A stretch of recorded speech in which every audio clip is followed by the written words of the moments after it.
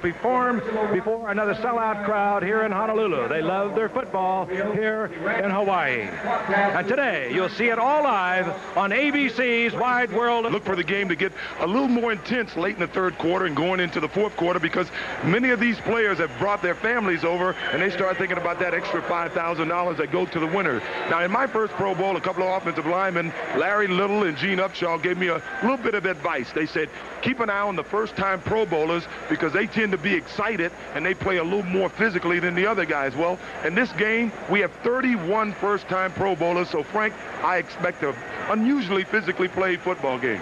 All right, O.J., what you're saying is the old heads will have swivel heads today. Working with us, and we're delighted he's with us here at Aloha Stadium. Tim Brandt, he's on the sideline. Tim? Frank, this is a rare opportunity to talk to these NFL players during the ball game, and I will be roaming the sidelines. I will also talk to 5 former players who were recently elected into the Pro Hall of Fame. And at halftime, I will take an in-depth look at the recently published stories of alleged drug use by some of the New England players and possible solutions to those problems. Frank? Thank you very much, Tim. Well, this past week has been a time of mourning for the entire nation. All of us devastated with the loss of 7 Americans in the tragedy of the Space Shuttle Challenger. Here now, our stadium announcer with a Hawaiian salute. Ladies and gentlemen, before the kickoff of the Pro Bowl game, we ask that you please rise and observe the teams and the National Football League. A moment of silence for the 7 shuttle astronauts, including Lieutenant Colonel Ellison Onizuka of Hawaii, who so tragically lost their lives these past weekend.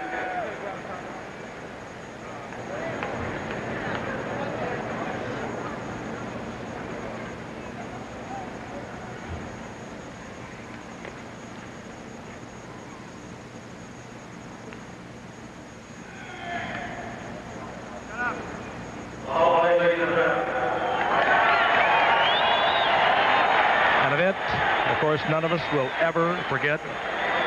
We extend again our sympathies to the families and the friends of the American 7. Set to go now. The AFC is on your left and the NFC will receive to your right. And back is Ron Brown of the Los Angeles Rams.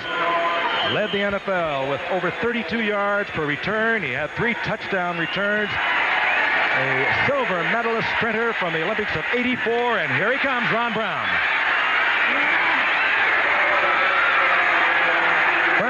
Stays on his feet and he moves out close to the 30-yard line where the NFC will send out their starting offensive unit headed by Phil Simms. Phil Simms opening at quarterback of the New York Giants.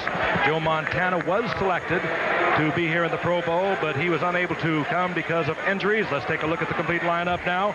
Walter Payton, we did not know, as we look at Phil Simms, whether he would be available because he came down with the virus overnight, but he is in the lineup along with Roger Craig of the San Francisco 49ers. And what speed on the outside. Mike Quick, wide receiver to the left, number 82, and Art Monk, number 81.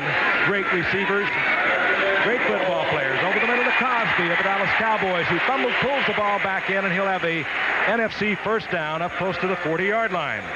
Well, Doug just found a dead spot in the zone defense that time. You know, these defenses are restricted in this game. They can't be blitzing the middle linebackers, and they can't be running weak side zones. That was a conventional strong zone, and Doug just got in beside Mecklenburg for the catch.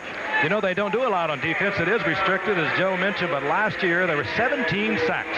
A Pro Bowl record of quarterbacks in one game. Mark Gastineau had 4 of them as on 1st and 10. The NFC sends Roger Craig over the left side of the 45-yard line for a 5-yard pickup. And let's take a look at the defensive unit, at least that started, was elected to start.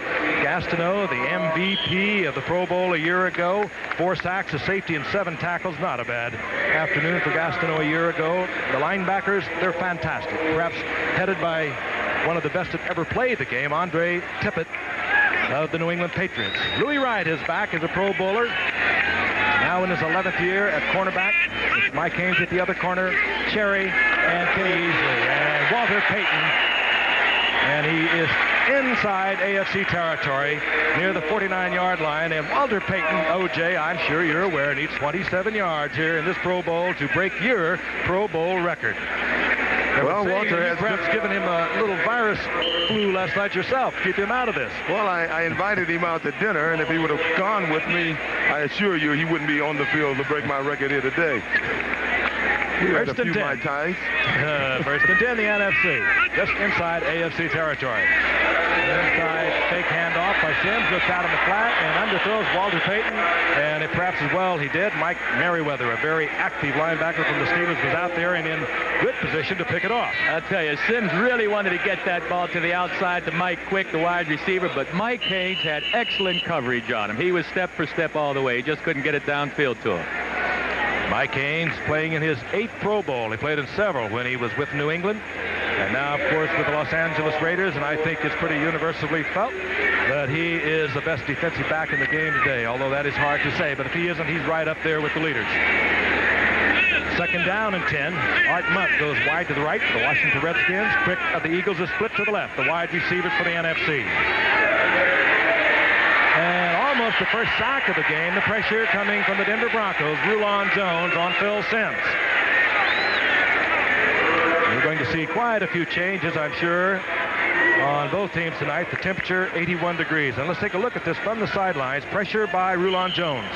Rulon just beats Hill that time, I'm afraid. The guard from the Los Angeles Rams, he just overpowered him, got to his outside a bit, and got by him. I'm surprised that they had so many sacks last year, and I'd be surprised if they had a lot this year, because they really can't stunt the inside linebackers. The offensive linemen should be able to pick these guys up. Third down and 10. Cosby, the tight end, is out. The other wide receiver, James Lofton, is in. Pressure again on Sims. Steps back into the pocket. Fires downfield. It's complete. It goes to Art Monk. He'll have the first down near the 37-yard line of the AFC. Good move by Sims to step back and get that protection. Well, you know something, Joe? One of the reasons they got so many sacks last year is that it's always tougher to put in a good offense in a game like this. The players only have a week to work out, and consequently the running game will suffer because of the lack of time, and you have to throw the ball. The down linemen on the defense, they realize that. They spread out a little more, and they're pass rushing from the word go.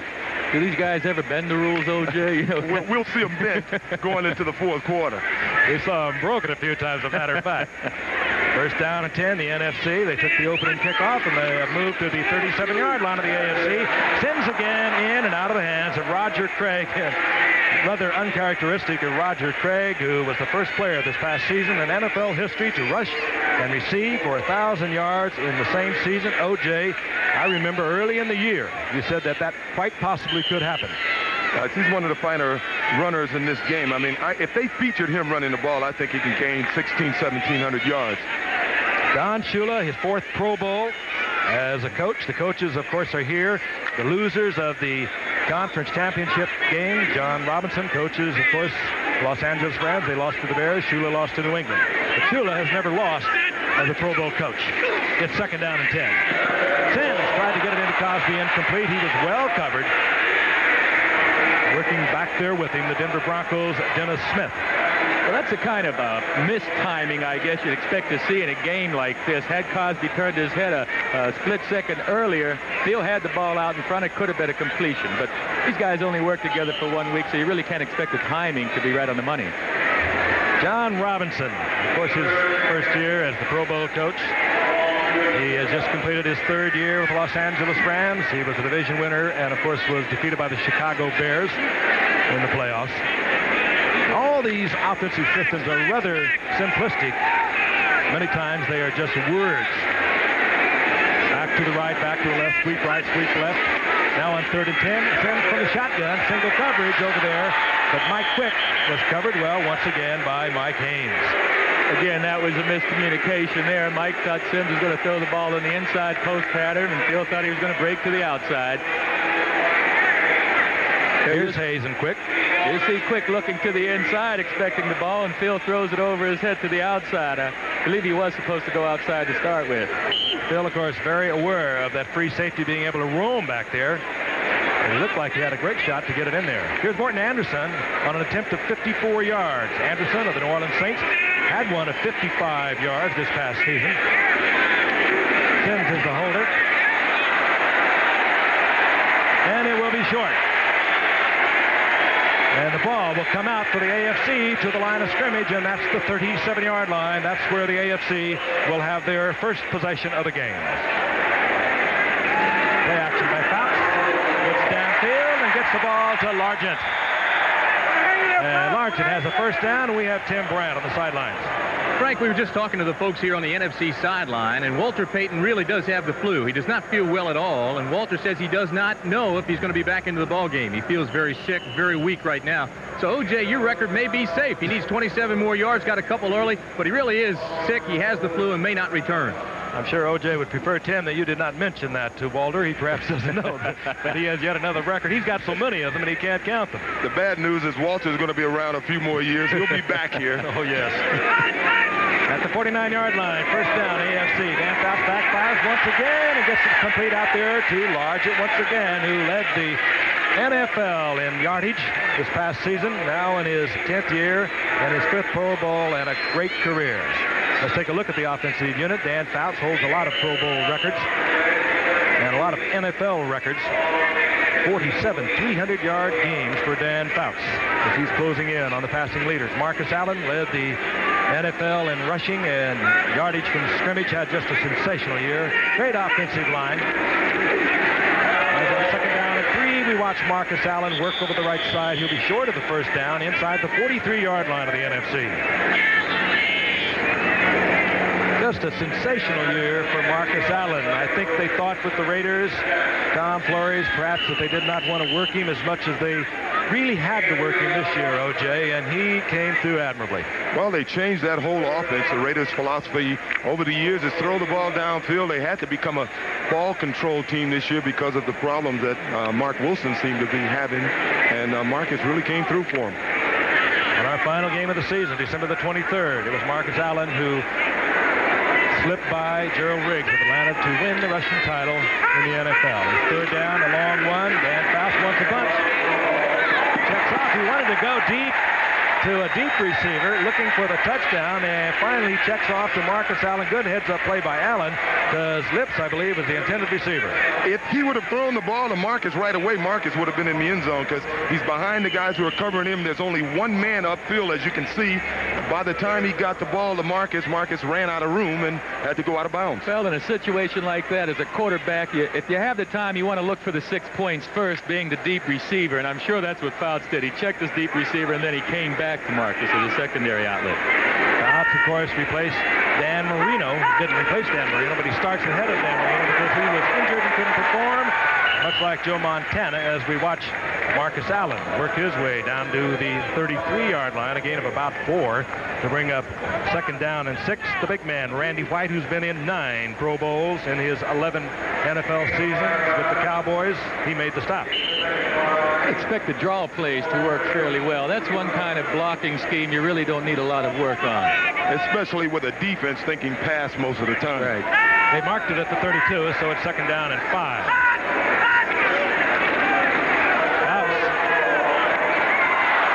To get it in to Todd Christensen, and usually you can count on the sure-handed Todd Christensen in a situation like that. He's had 3 great years with the Raiders, but he has not come down with the first down. Let's take a look at the starting defensive unit. Leonard Marshall of the Giants had just a sensational year. He had 15.5 sacks. Harry Carson is back at middle linebacker, as is the Giants' Lawrence Taylor. Lawrence Taylor, along with Singletary, the 2 Pro Bowl players this year who were the only unanimous choices. Third down and 5 again for Dan Fouts. Finally gets it to Wes Chandler. And Fouts' teammate Chandler takes it down inside the 15 to the 12-yard line, and credit the offensive line for the AFC. They gave Dan Fouts a lot of time. Here he is in isolation. Right, and Chandler does a brilliant job of reading the coverage and then breaking back to the outside, kind of finding the open spot here. You see him break back out. Fouts, he's not the niftiest of quarterbacks afoot, but he did buy some extra time, too, as well, by sliding a little bit left out of the pocket. But, Frank, you were right on the money there the first time with that offensive line. Without the time, I don't think a quarterback's going to get the ball downfield successfully. 9:22 remaining in the first quarter. The AFC on their own drive. Here comes Marcus Allen, right side. Tripped up, slides down inside the 12-yard line, close to the 11-yard line. Dave Durison of the Chicago Bears, who had just a sensational season for the Bears defensively, was in on that stop. Durson, of course, replaced Todd Bell when Todd Bell held out this past season. Todd Bell, ironically, was a Pro Bowler a year ago at this very same position.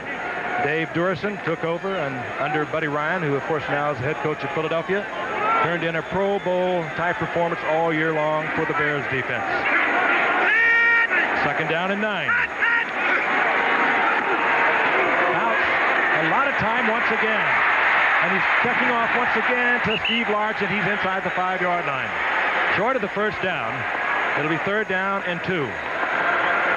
Steve Largent, he continues to amaze me. Every time I think about him, Joe, I think about a ball control receiver, but he's tied with Lance Allworth for having 7,000-yard, receiving years, and he can break that record next year. But for a guy that you think of as being a ball control receiver, that's a lot of yards. And he's remarkably durable, too. He's been able to avoid the injuries over the years. Sneaky fast. Sneaky fast is right. They're inside the 5-yard line. It's 3rd down and about 3 for the 1st down, along 2. The NFC defense now can bring their outside linebackers in this situation. Little option play.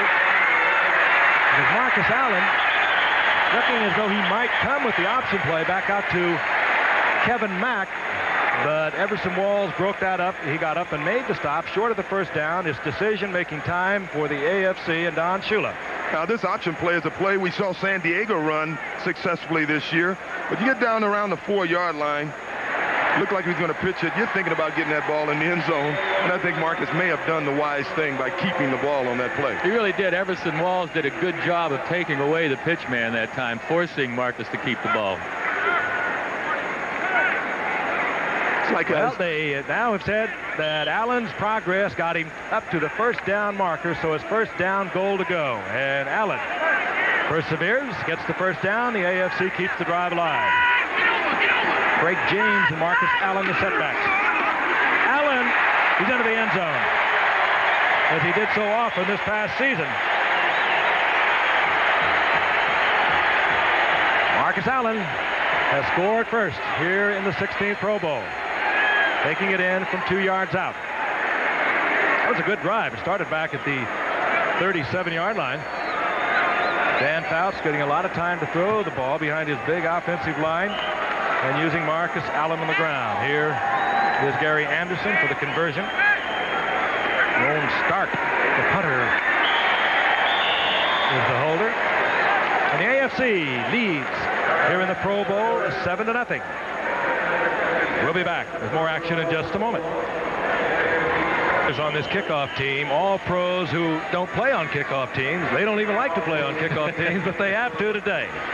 Gary Anderson hangs it up, and the Rams, Ron Brown from the 5-yard line.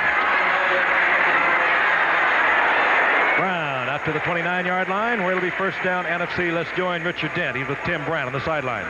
All right, Frank, and the first question I've got to ask you is, after being the MVP of the Super Bowl, the build-up in the game itself, was it tough to gear up for the All-Star game? No, it wasn't any problem at all. Once you go 24 weeks, you haven't been out of football none for the whole season. So it's no problem at all to get up for this one. Just all party and stuff like that you got to put aside maybe 2 days before the game. But it's been a lot of fun to be here. Got to ask you, too, about the departure of Buddy Ryan and what that will mean for you and your teammates.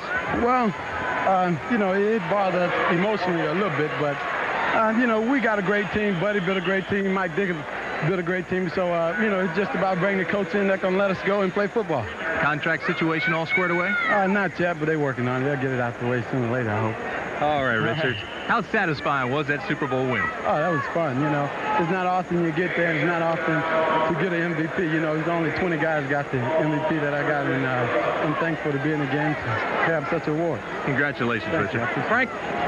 Peyton got 7 for the NFC. A 2nd down and 3 over the left side. Roger Craig hit at the line of scrimmage and dropped. And Richard Dent talking about Buddy Ryan. I mentioned earlier, Buddy Ryan, the great defensive coach, the father of the 46 Bear defense, has gone on to Philadelphia. The Bears have announced that they have hired Vince Tobin. For the last 3 years, he was with the Jim Moore of Philadelphia and the Baltimore Stars. He had, I understand, just signed with New Orleans last week and resigned to take the defensive coordinator job under Mike Ditka with the Bears. 3rd down, almost 3.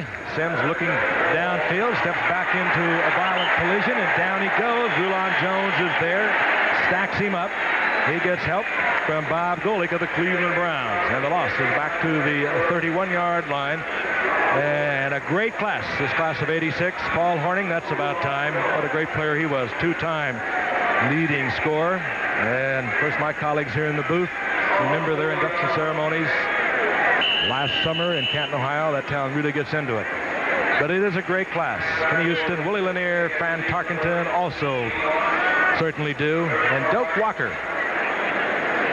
Dale Hatcher of the Rams to punt for the NFC. Irving Fryer of New England is deep. Whoa. Hatcher takes Fryer all the way back inside the 15-yard line. And down he goes at the 15-yard line as Joey Browner, here as the special teams player for the NFC, did his job. He was down there to make the stop. AFC gets from the 15-yard line. O'Brien hands off to his teammate Freeman McNeil, and another interesting change in the many Pro Bowls I played in. They use alternated quarterbacks by quarter. Wasn't that the case with you, Joe? Yeah, I don't like this personally as a quarterback. I'd like to get in the game and get the flow of the game going, work more than one series. I preferred working a whole half even as opposed to a quarter on and a quarter off. I can't understand this other than O'Brien's used to working with McNeil. Historically, they'll rotate the backs every 2 series. McNeil lost 3, so a second down and 13, and McNeil comes right back. And McNeil pursued, gets away from Carson. He picks up yardage close to the 20-yard line, where it'll be 3rd down and 5. Down on the sidelines, Tim Brandt is with Fran Tarkenton, who will be going to the Hall of Fame. Fran Tarkenton, 18 years in this game. Tim? One of your former colleagues, one of the most electrifying quarterbacks I've ever seen. Congratulations to you being elected into the Pro Football Hall of Fame, Frank. Thank you. Some people say I ran backwards more than I ran forwards, and that's probably true. This is a big stay for you over here. I understand you're getting married in a couple of weeks? In a couple of weeks over in Maui. I come over here every year for about 3 weeks, and this year I'm going to get married. That'd be a good idea. Especially in Maui. How's the golf game? Golf game is not doing too well right now, but I'm going to get better. It has to be satisfying for you after those years of running and chasing and throwing and scoring to finally get into that hole. It really is very satisfying. I just wish my boy Tingelhoff, who played in front of me for 17 years, would be in here with me because he's more deserving than I am. And I think the linemen sometimes get shortchanged. Congratulations to you. Thank you very much. All right, Frank. Fran will never miss an opportunity to campaign. He's certainly right, however, about Mick Tingelhoff. You saw Mark Clayton a moment ago get the first down completion from Ken O'Brien for the AFC. They're out over their own 30-yard line. Freeman McNeil, single setback, gets the draw call inside and looks outside. Slides out of the 35 to the 37, gain of 6 for McNeil. It'll be 2nd down and 4. Harry Carson of the Giants defensively there. Watching McNeil run, I was talking to Don Shula yesterday, and I asked him if any of these players surprised him, and he said more than anyone, McNeil. Now, that's surprising because he plays against them twice each season, but he says he works hard in practice. He's quick. He runs so low to the ground, but he was most impressed by McNeil than any of the other guys here. McNeil has been a hard worker. I've known that being a Jets fan over the years, and he had another great year this year, obviously, being here. 2nd down and 4 for the AFC. They lead 7-0. Less than 3 minutes remaining in the first quarter. Surprisingly, we have not had one penalty flag. That is quite a tribute to the players who are performing. They've only worked together really 5 working days. And O'Brien tried to get it out to Kevin Mack, the rookie sensation from the Cleveland Browns. 1,000-yard gainer. That's incomplete. It'll be 3rd down and a long 3 for the AFC. O'Brien, by the way, had a great season. He led the NFL in passing according to the way it's rated. Came up #1 draft pick 3 years ago. Didn't play at all his first season. Last year, embroiled in a court battle back in New York. Missed much of training camp, early part of the season. This year, he really blossomed. 60.9% of his completions, 25 touchdowns. But he also was sacked a record for individuals in the NFL 62 times. And he sacked for the first time right here. Inside the 30 to the 27-yard line. First sack of the game, and it was, as you might suspect, Richard Dent. Richard Dent, what a year. 17 sacks, and that was really nothing compared to how he was in the playoffs. Might have been the most dominant player of the playoffs that I have seen in maybe the history of watching the playoffs. I want to see how these guys are going to cover this punt. I know most of these guys aren't used to this either. Well, it's a tribute to their competitiveness because on the previous kickoffs, they've done a super job. Roy Irvin is back. He used to return the punts for the Rams. In fact, was a league leader about 3 or 4 years ago, but this time Ron Stark of the Colts hangs it up high. The fair catch is called for by Urban at the 25-yard line.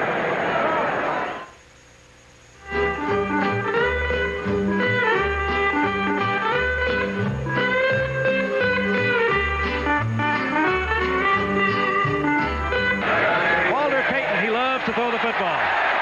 Puts one up high, intended for Art Monk racing down the sidelines. Walder has completed a lot of touchdown passes over his career. And he has even taken snaps at quarterback. He did that a year ago when the Bears had a lot of problems. As you might recall, some of the injuries they had with Jim McMahon. He took a couple of snaps in one of their games. I tell you, that was a beautifully thrown ball. Ray Claiborne just had good coverage on Monk. What if there's anything he can't do? He hasn't shown it to me yet. Anyway. 2nd down and 10. The wide receivers, number 80, Tony Hill, James Lofton. NFC and stayed on with quarterback Phil Simms of the Giants. They did not make a change. Simms fires it to the tight end. Gets it there complete to Jimmy Giles, and he'll have first down yardage at the 40-yard line. Tim Brandt is with Marcus Allen.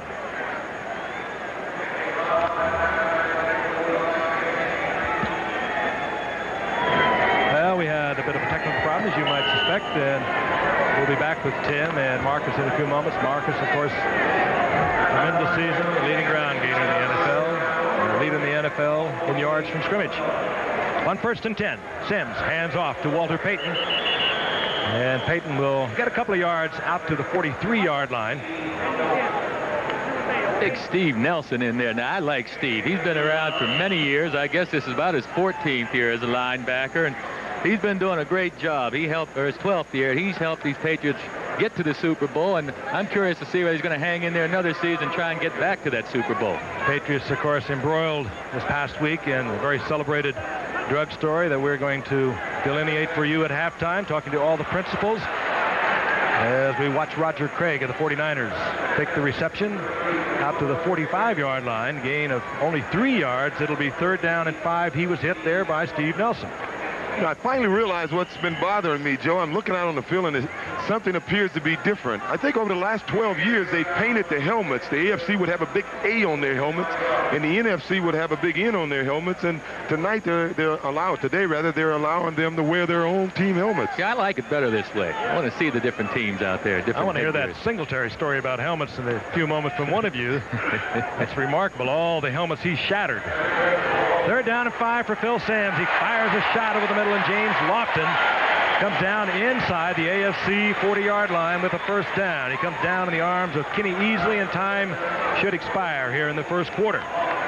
Good football game. We have not had one penalty flag, and these players have only been working together for about 5 days. The NFC will have a first down and 10 at the AFC's 40 when we come back to Honolulu.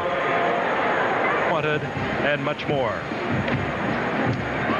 The NFC, first down and 10 as we begin the second quarter here at the Pro Bowl. The AFC in the lead, 7-0. Marcus Allen scoring from 2 yards out. And the NFC is at the 40-yard line of the AFC.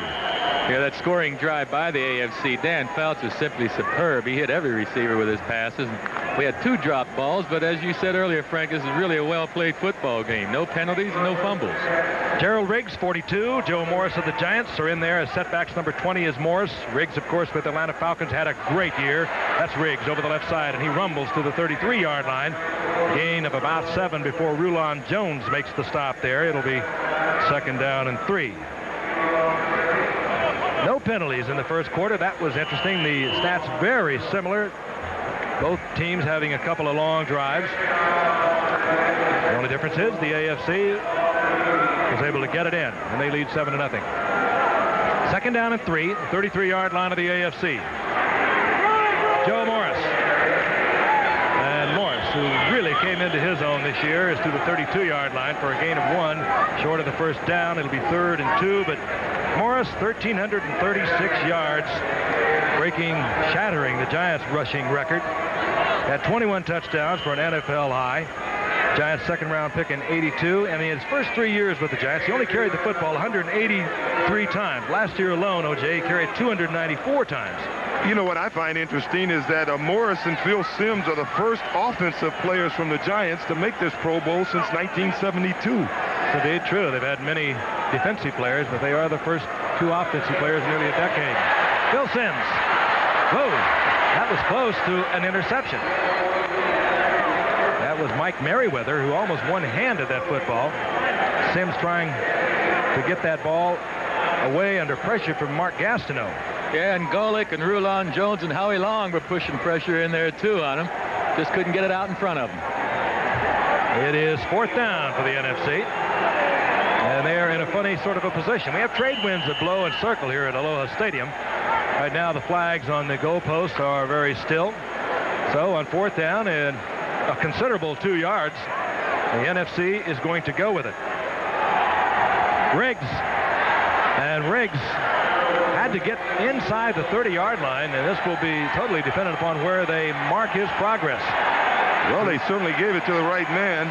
I think Riggs and James Wilder and Kevin Mack are probably the most punishing runners in the NFL.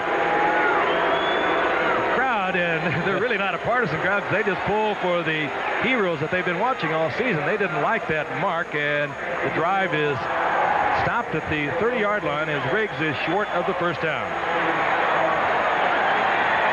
AFC will take over, and there is Gerald Riggs, and it was only on Monday night, December the 23rd, as he watched Marcus Allen perform, that he realized that he was not going to be the NFL's leading rusher. But he had a great season, 1,719 yards, second only to Marcus Allen. We'll be right back. Just announced this past week that the Pro Bowl, which has been played here now for many years, will be played here 3 more additional years following next season. So there will be 4 more Pro Bowls that will be played here in Honolulu, and they always turn out a sellout crowd. They love their football. The AFC, 1st and 10 at their own 30-yard line. Dan Fouts remains at quarterback. Looking deep, trying to get upfield to Largent, and he was battling with Leroy Irvin. And the ball thrown out of bounds, incomplete. It'll be 2nd down and 10. Well, Largent's sneaky speed didn't fool him that time. Interesting halftime coming your way. Athlete of the Year presentation to Pete Rose by Wide World of Sports. That report I spoke of a moment ago in the New England Patriots, talking with all the principals, and the Aloha Stadium halftime festivities, and they are rather spectacular. Governor Ariyoshi and his beautiful wife Jean are in the stadium today. They're football fans, and they're delighted the Pro Bowl will be returning. This is Marcus Allen. Not many of them accelerate like Marcus Allen, though, Jay. Marcus, he's surprising to look at him. He's built very slight, and he is so strong. I think he's one of the best conditioned athletes I've ever been around. And what's surprising to me, I think it may be the first time in history a guy led the league in rushing and caught over 60 passes. He caught 67 passes this year. Never missed any length of playing time at all because he is slightly built for the kind of work that he was forced to do with the Raiders this year. He got 5 yards, so it'll be 3rd down and 5 for the AFC. He'll continue to lead the NFC here in the 2nd quarter with 13 minutes, a little less than 13 minutes remaining. 7-0. Fouts under pressure. Reads it well, and it's picked off. And this is Browner of the Vikings. He came to this football game as a special teams performer, selected as a special team performer. Fouts was trying to get the ball to Ozzie Newsome. Browner stepped right in front of it, raced into the end zone. We are conversion of away from a tied game. I don't think Fouts even saw him, Joe. No, he probably felt him. Quarterbacks work out develop a knack of feeling pressure, and so Dan let it go. But it was a slight underthrow. Had he gotten the ball over top, it could have been completed. Tell you about Joey Browner. He led his team in tackles this year. He had 184 tackles, and when you consider a guy like Lawrence Taylor led the Giants in tackles with just 104 tackles, he was quite active this year. To tie it up, Morton Anderson. Phil Simms is the holder. High snap by Hilgenberg. And it bounces off the crossbar and gets through for the conversion. And we have a tie game at 7 and a very happy Joey Browner. IBM presents You Make the Call. Joe Ferguson of the Bills retreats into his own end zone, and then, to avoid his safety, he intentionally grounds a pass into the field of play. Now you make the call. Where do you spot the ball? Any foul committed by the offensive team behind its own goal line results in a safety. Spot the ball at the 20 for a free kick. Allen. Irving Fryer is the principal, standing at the goal line. He's flanked by Louis Lips and Deron Cherry of Kansas City. Anderson puts it up high. Fryer will bring it out from the 3-yard line. And Fryer to the 22-yard line, where it'll be first down and 10 AFC. What's interesting, the next time you see a kickoff is to look at the two guys on both sides nearest the ball, because normally on a 45-man roster, the 44th and 45th guy who makes the team has to play that position. And here we have all-stars. And so you recall the first time we had a special teams meeting in a all-star camp, who's going to play that position? Nobody wants that position. Hey, we had one guy that wouldn't even kick off. Verlin Biggs didn't want to kick off unless he got more money. He said, heck, I don't want to run down there. Money distribution here, of course, 10,000 to the winner, 5,000 to the loser. On first down and 10, Allen found a little opening, squirts out close to the 30-yard line for a gain of 8 before he is dropped there by Durison. It'll be second down and 2. What a story Dave Durison was. His second stringer coming into the season. Todd Bell decided not to come to camp, and here he is in the Pro Bowl. Second down and 2. Tied at 7. 11 minutes and 50 seconds remaining in the first half. The setbacks, Marcus Allen and Craig James. And Allen and Richard Dent reigns all over Allen. They'll mark the progress at the 25-yard line, but Dent carries Allen all the way back inside the 20-yard line. Two offensive linemen were standing around looking at each other, and John Hanna was confused with Brian Holloway, and those two fellows shouldn't be confused. They play on the same team during the regular season. And they can't be out of shape. They played just 2 weeks ago. That was just a good play by old Richard Dent. Well, it was debatable if they played the second half 2 weeks ago. Third down now and 7. The loss of Allen by Allen back to the 25-yard line. Craig James will be the single sack setback now for the AFC. Bounce again. Has the time. He finds the receiver, and again is Steve Largent. He's close to an AFC first down. Lawrence Taylor defending there. Lawrence Taylor, 5 years in the league out of North Carolina. 5 Pro Bowls. And as I mentioned earlier, along with Singletary of the Bears, the only 2 unanimous players in the Pro Bowl today. Well, you'd like your receiver always to get enough yardage for the first down, and Largent cut it close this time, but being the wily veteran that he is, he picked it up. First down, AFC. On the sidelines, Tim Brandt is with Mark Gastineau, the Super Bowl MVP of a year ago.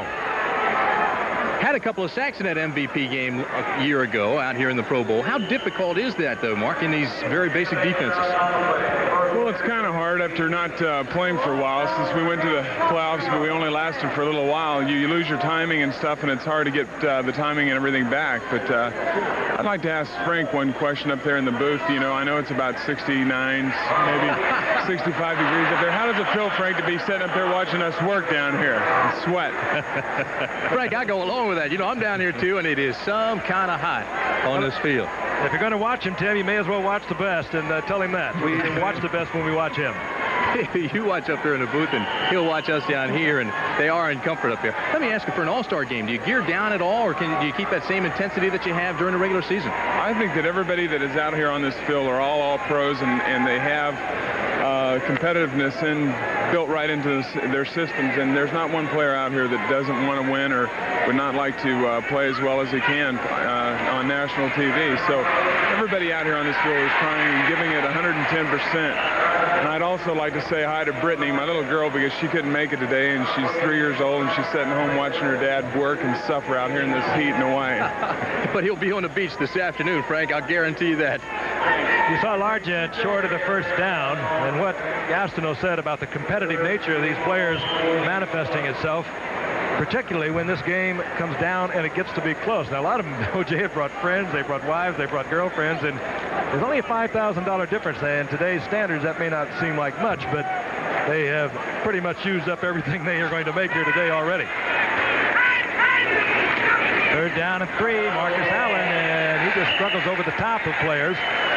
Principally Jim Collins, who got an AFC first down up near the 44-yard line. Well, Marcus, he must feel pretty good getting that first down, because 2 plays previous to that, while Gastineau was talking, the AFC had one of the best set-up screenplays I've ever seen in an all-star game, and Marcus just dropped the ball.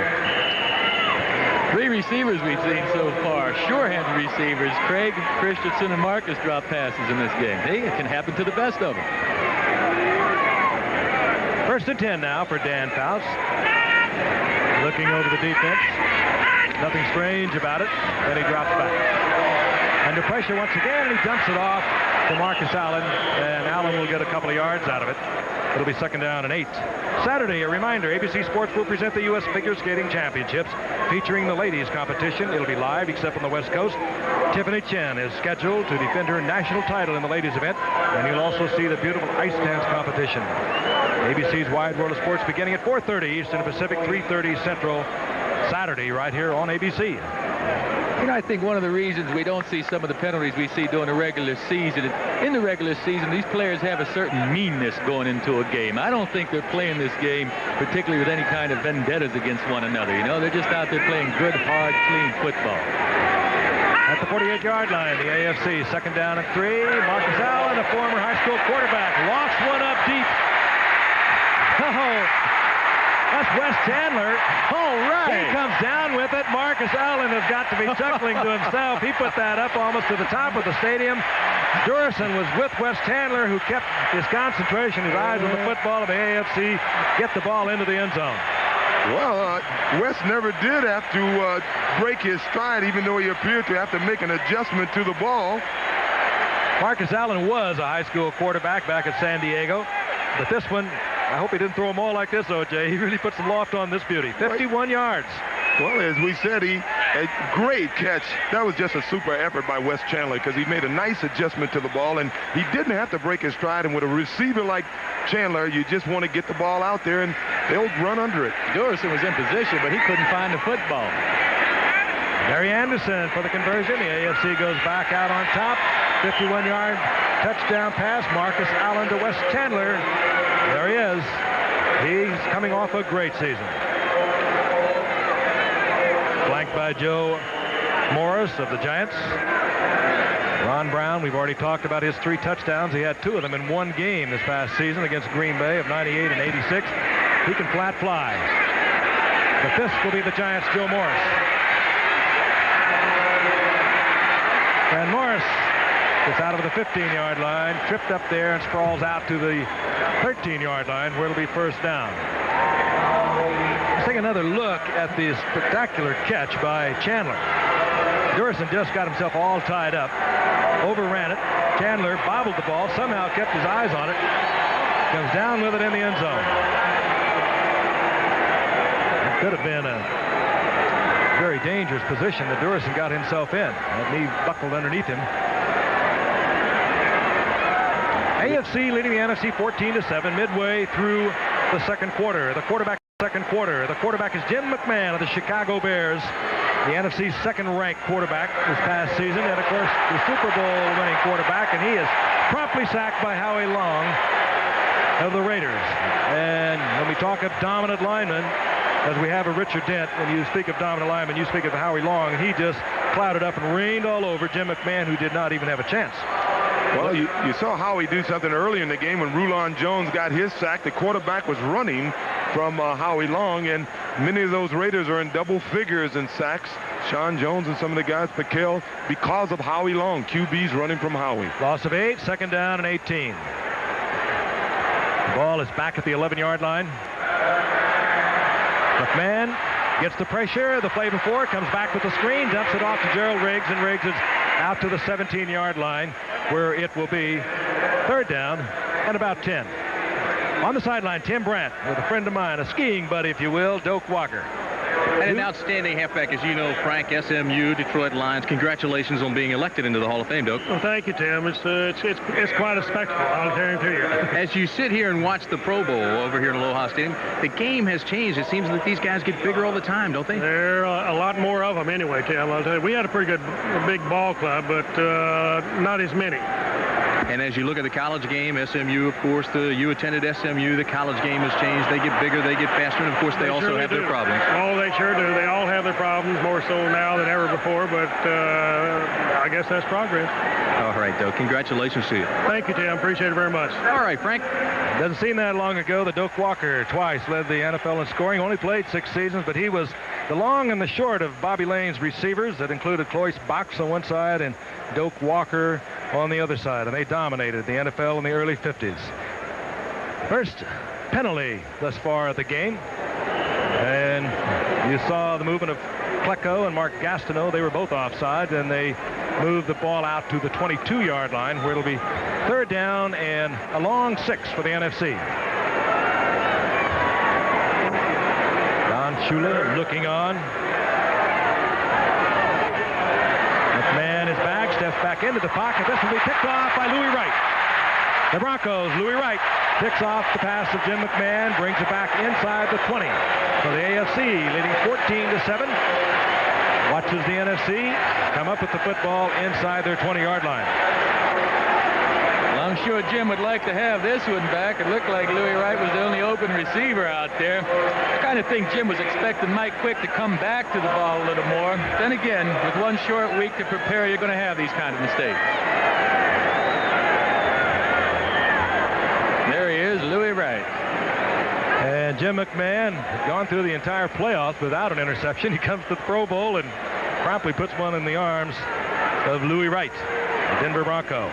AFC, 1st and 10, near the 19-yard line, hands the ball off to Kevin Mack, and the rookie from Cleveland is hit right at the line of scrimmage and then squeezes a yard out of it. It'll be 2nd down and 9. And what a rookie he was for Cleveland this year. Broke Jim Brown's rookie record. Of course, he played a year in the USFL, and one of the few runners who gained 1,000 yards this year and ran over and averaged over 5 yards a carry. The other guy being Stump Mitchell from St. Louis. They have marked it now inside the 17-yard line. So it'll be 2nd down and 8. Louis Lips of the Steelers split to the right. To the left is Steve Largent. And Ken O'Brien, under pressure, throws the ball in the direction of Largent, incomplete. It'll be 3rd down and 8. Watching all these Bears perform, and they are dominant here today in personnel. They have 9 players. I know that Virginia and chairman of the board of the Bears, Ed McCoskey, Virginia, of course, Papa Bear's daughter, are looking on. They are celebrating their 43rd anniversary, and you know, today, had he still been with us, Papa Bear would be celebrating his 91st birthday. Somewhere you get the feeling he was looking down and enjoying things a week ago. 3rd down and 8. O'Brien throws it into a crowd. A flag comes down. It's incomplete. Lawrence Taylor was back there with Joey Browner. They were defending against Todd Christensen, but a flag is down. Now that pass should have been intercepted that time by either Browner or Lawrence. And it's beginning to get a little testy. Anthony Munoz and Richard Dent had a few words with one another. Holding number 71, offense, penalty is declined, 4th down. That was Chris Hinton holding. And we'll see the field goal unit come on for the AFC. They have a 14-7 lead, and they trot out Gary Anderson for a 34-yard attempt. Center is Mike Webster of the Steelers, and Roan Stark will be the holder. 5:20 remaining here in the half. The AFC looking to extend their lead. Anderson, who was 33 of 42 this past season, just a superb year, drills it through from 34 yards out, and the AFC leads the NFC 17-7. The 25th anniversary celebration continues. And upended at the 19-yard line, sprawls out close to the 20, where it'll be 1st down AFC. And hustling down there, Lance Mel of the Jets, playing in his first Pro Bowl. First one he has been voted to, and it is a vote of coaches and players that get you here. And course, over the years, Lance Snell has been just spectacular with the Jets. I was talking with Lance yesterday, and that Jet football team, well, they're pretty proud of themselves. You know, they won 11 football games and made the playoffs with a new defensive scheme. Bud Carson, the coach that went to the Jets as defensive coordinator last year, put a new defense in. The team still doesn't have it worked out, yet they made the playoffs with 11 victories. That's quite an accomplishment. Ball is loose with the draw play to Riggs. And Riggs hustles up and covers it. Makes the recovery himself. There'll be a loss of about a yard, so it'll be second down and 11. Well, that's one of those new rules they have. Well, the quarterback, he'll get credit for those type of fumbles. You got to get the ball to the running back, and once again, these guys have not worked together. And surprisingly, it will surprise you how differently a back will take a handoff. Some guys are low, some guys are high, and quarterback really has to concentrate in getting the ball to them. Have to look it right in. You burn your eyes right into that pocket and hand it there. Second and 11. Whoa! The attempt was to Art Monk. It was almost picked off by Dennis Smith of the Broncos. He had his eye on it all the way. Smith had a big year with the Broncos, playing in his first Pro Bowl. While he was at USC, he lined up at the two safety spots. It was Ronnie Lott and Dennis Smith. Pretty good pair of safeties. Ronnie Lott, of course, missing the Pro Bowl for the first time in many years, as is Lester Hayes for the AFC. Boy, you think of some of the guys, Eric Dickerson and James Wilder, some great football players who are not here. You got to think, what do I have to do to get here? Third down and 11. McMahon, Mr. Personality of the Chicago Bears, will move from the shotgun. And Gastineau is there, strips the ball. Gastineau, I don't know whether he can sack dance around here or not. If the same rules apply, there would be a penalty assessed, but Mark is charging up the crowd. Well, interestingly enough, Jackie Slater was not on the field on that play. It was Jackie Slater who went after Gastineau for dancing on the field after he beat him for a sack. And I think more than anything, it was because of that incident that they had the rule of no celebrating after sacks. AFC gets the football back inside the 11-yard line.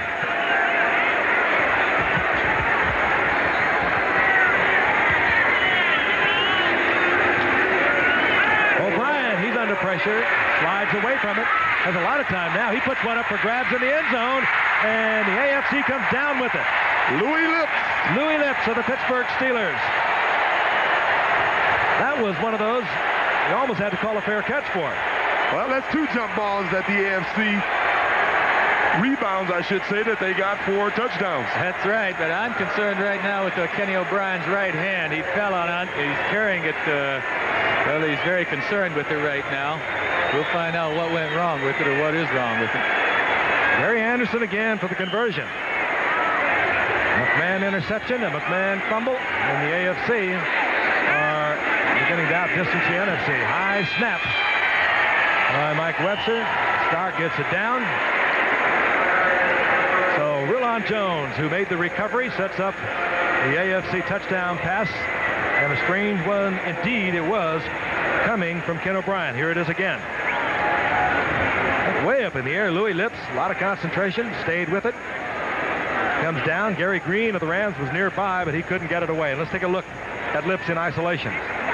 Really a well-designed play. It works out just the way we draw it up on the blackboard. Yeah. Green is all over Louis Lipps. Tried to take his wardrobe off there. Up they go. And Lipps comes down with it. And the AFC extends their lead to 24-7. Ball just deflected off the helmet of his own man. Brian Holloway is a rather tall man at 6'7". Brian is 6'7". There it is right there. I didn't see that in the initial play. But Brian Holloway tried to take his wardrobe off there. Up they go. And Lipps comes down with it. And the AFC extends their lead to 24-7. Ball just deflected off the helmet of his own man. Brian Holloway is a rather tall man at 6'7". Brian is 6'7". There it is right there. I didn't see that in the initial play. Brian Holloway, the offensive lineman, is 6'7", had it bounced right off his helmet. Ron Brown of the Rams will bring it out. To about the 23-yard line, tripped up there by Mecklenburg of the Broncos. So many of these players playing on these special teams in unusual positions and spots for them. Well, they say defense comes more naturally than playing offense, so I gather they're doing a good job of covering these kicks. The receiving teams, they're just not doing a good job of blocking for their runners. 3:50 now remaining in the first half of the 16th NFC-AFC Pro Bowl. AFC on top 24-7. The NFC has the football near their own 23-yard line. And McMahon hands off to Riggs, and the whistles blow. 30-second clock might have expired on McMahon before he got the playoff. The referee is Bob McElwee. Could have been movement. The 30-second clock had ticked dangerously low. Well, it can be whatever you prefer. Keeping it a secret. In any event, it's first down and 15. The NFC at their 19-yard line.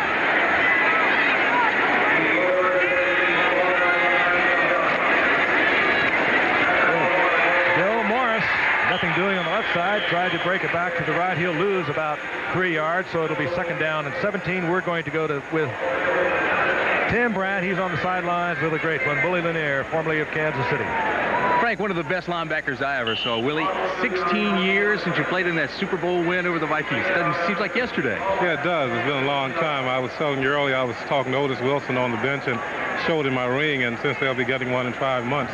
But I mentioned to him he was very young when I got this one. He was young. I grew up watching you. I don't want to make you feel bad. Let me ask you something. If you were still playing with the rules the way they are now, with no chugging or bump and run like it used to be, would you enjoy that or not? No, that really wouldn't be a lot of fun. I think seeing wide receivers, tight ends, being able to run across the field after the 5-yard situation just takes a lot away from the defensive skill and ability to be able to physically alter their routes. So I think that obviously it would be a little bit frustrating, to play with those kind of rules. All right, congratulations to you on being elected into the Hall of Fame. Thank you. Frank, a guy really knew the difference between come here and sick 'em. Indeed he did. Reminds so many of us, O.J. and I were commenting on it earlier, that Willie Lanier reminded us, if anyone can, of Mike Singletary of the Chicago Bears, who played with that kind of intensity and was that dominant for the Kansas City Chiefs. Third down and 11. You saw McMahon scrambling a moment ago. Hook sliding up close to the original line of scrimmage, but the pass attempt to Lofton is incomplete. And I'll tell you, if you're going to be Mr. Personality and charm all the fans and the nation in New Orleans, as McMahon did with all his antics over the past week, you're going to hear the smattering of the boos. He's given up an interception, had a fumble, and now he cannot get them out of their own territory, and he hears from them. Getting back to Willie Lanier, we're talking about Singletary. While he was at Baylor, he broke 16 of his own helmets, and in his 5 years with Chicago, he's broke 3 or 4 helmets. Just as he uses that helmet when he tackles. He's one of the few guys that do that. You remember Willie Lanier used to wear that pad down the middle of his helmet? He used his helmet in tackling also. Hatcher of the Rams bangs it. Fryer with the Patriots at the 31-yard line, and down he goes, and hustling down to make the stop is Browner, the special teams player for the NFC. We've already seen Browner score on a 51-yard touchdown interception. He's looking dangerously like MVP material.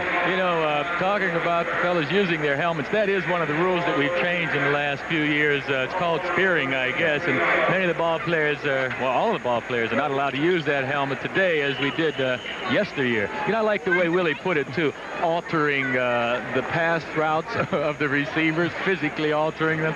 Not to mention their facial contours. Yes.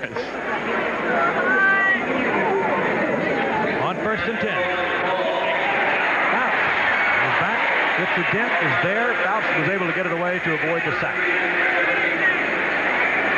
Well, Craig James, it was supposed to be a screen to Craig, and he just couldn't get out of the backfield. I believe one of the defensive linemen did the smart thing and held him up. Well, you know, getting back to the tackling with your helmet, the way you really tackle is that you square up on a guy and you try to put your face mask in a guy's chest. And I guess that's what we're talking about when we say Mike Singletary will tackle a guy with his helmet. He'll square up on him and put that face mask right into the chest of the ball carrier. Got to look that lick in. Second down and 10. This will be the last play before we get the 2-minute warning here in the first half. Marcus Allen tries a little trap block inside. Gets up to the 35-yard line, a gain of a couple. It'll be 3rd down and 8. Howie Long, like all the players in this Pro Bowl, they've been having a great week here in Hawaii.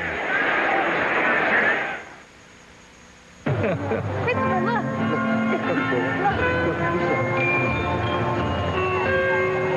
Say hello. Say hello to the East Coast. Say hi to all your relatives. Hi, Mom.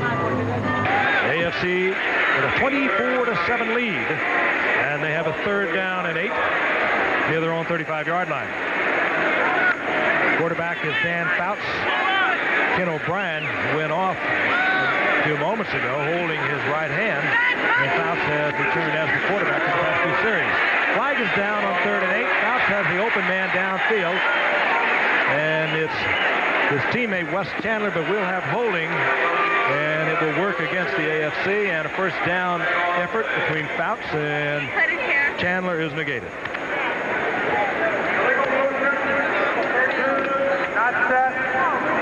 Well, it was illegal motion, not holding. So the AFC will be backed up 5. Referee once again is Bob McElwee. And now the AFC will be confronted with a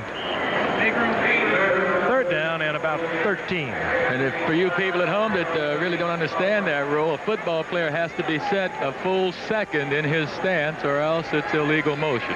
Other than lateral motion, he can run lateral motion anytime. Well, we were remarking earlier in the game how well these teams had come together and trained in just a matter of 5 days. Marcus Allen.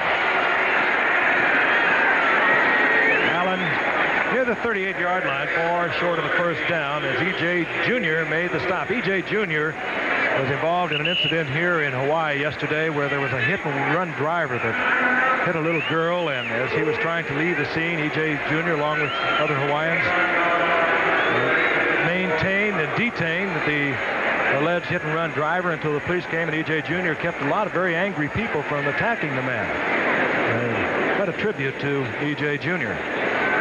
They're looking at one of the AFC players. It's number 63. That's Munchak of Houston.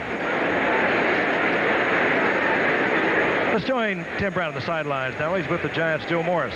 Mr. Big in every way. He is that, Frank, and he's waiting to go back into the ball game here to get the offense going, trying to get the NFC on the board. Joe, it looks like they are causing some problems. What is it, the slants? What are they doing to you? Well, their nose guards are reading our plays pretty well, and they're slanting their way. With the range going up the field the way you are, they're cutting my cutback lanes down. And what we're going to have to do is have to stick the ball in there with a nose guard. We're just going to have to block the nose man and hope for a little crease in there. Because with Howie and and Mark going so far up the field, there should be a little hole inside there, and that's what we're going to try to do. Hey, congratulations. Giants are awfully close to taking it, aren't they? Yeah, we're close, but hey, there's a lot of things we got to do toward next year. We're going to be a better team than we were last year. We lost to the Chicago Bears, Super Bowl champions, so there's no shame in that. But hey, you want to go further every year, Tim. All right, congratulations to you. Get ready. You're ready to go back on the field. Thank you very much. Okay, Frank. Mike Munchak is being taken off the field, the outstanding offensive guard from Houston Oilers. And this you hate to see in any game, and particularly in an all-star game. We'll try to get a definitive report on his condition. Ron Stark of Indianapolis, the punter now for the AFC. Leroy Irvin doesn't do this anymore for the Rams because they have Henry Ellard, who led the NFC last year, but he used to. And in 1981, Leroy Irvin, who is now the starting cornerback for the Rams, in 1981, he returned 3 punts for touchdowns, so he's dangerous back there. Irvin out to the 28-yard line, hit there by Kevin Mack of the Browns. Remind you, coming up at halftime, very interesting halftime, we're going to be looking at a report from all the principals and stories that have been breaking concerning the New England Patriots and their drug problems. Wide World of Sports will present their Athlete of the Year, Pete Rose. And, of course, the spectacular festivities here, as always, at Aloha Stadium. So stick around. Be with us. We hope for you people who are back in the States suffering through the pangs of winter that you're enjoying our coverage of the Pro Bowl. Temperature in the low 80s. The AFC leading the NFC 24-7. McMahon remains the quarterback on 1st and 10, looking to get the screen off. And Willon Jones of Denver prevented that completion out to Roger Craig. It'll be 2nd down and 10. And by the way, Walter Payton, and we talked about it throughout the entire first half, came down with the flu last night. He has left the field, and we do not anticipate he will be back. And O.J., I know you feel very bad about Payton and his flu, but he only picked up 14 yards, so it looks like that record of yours is safe for at least another year and by 13 yards.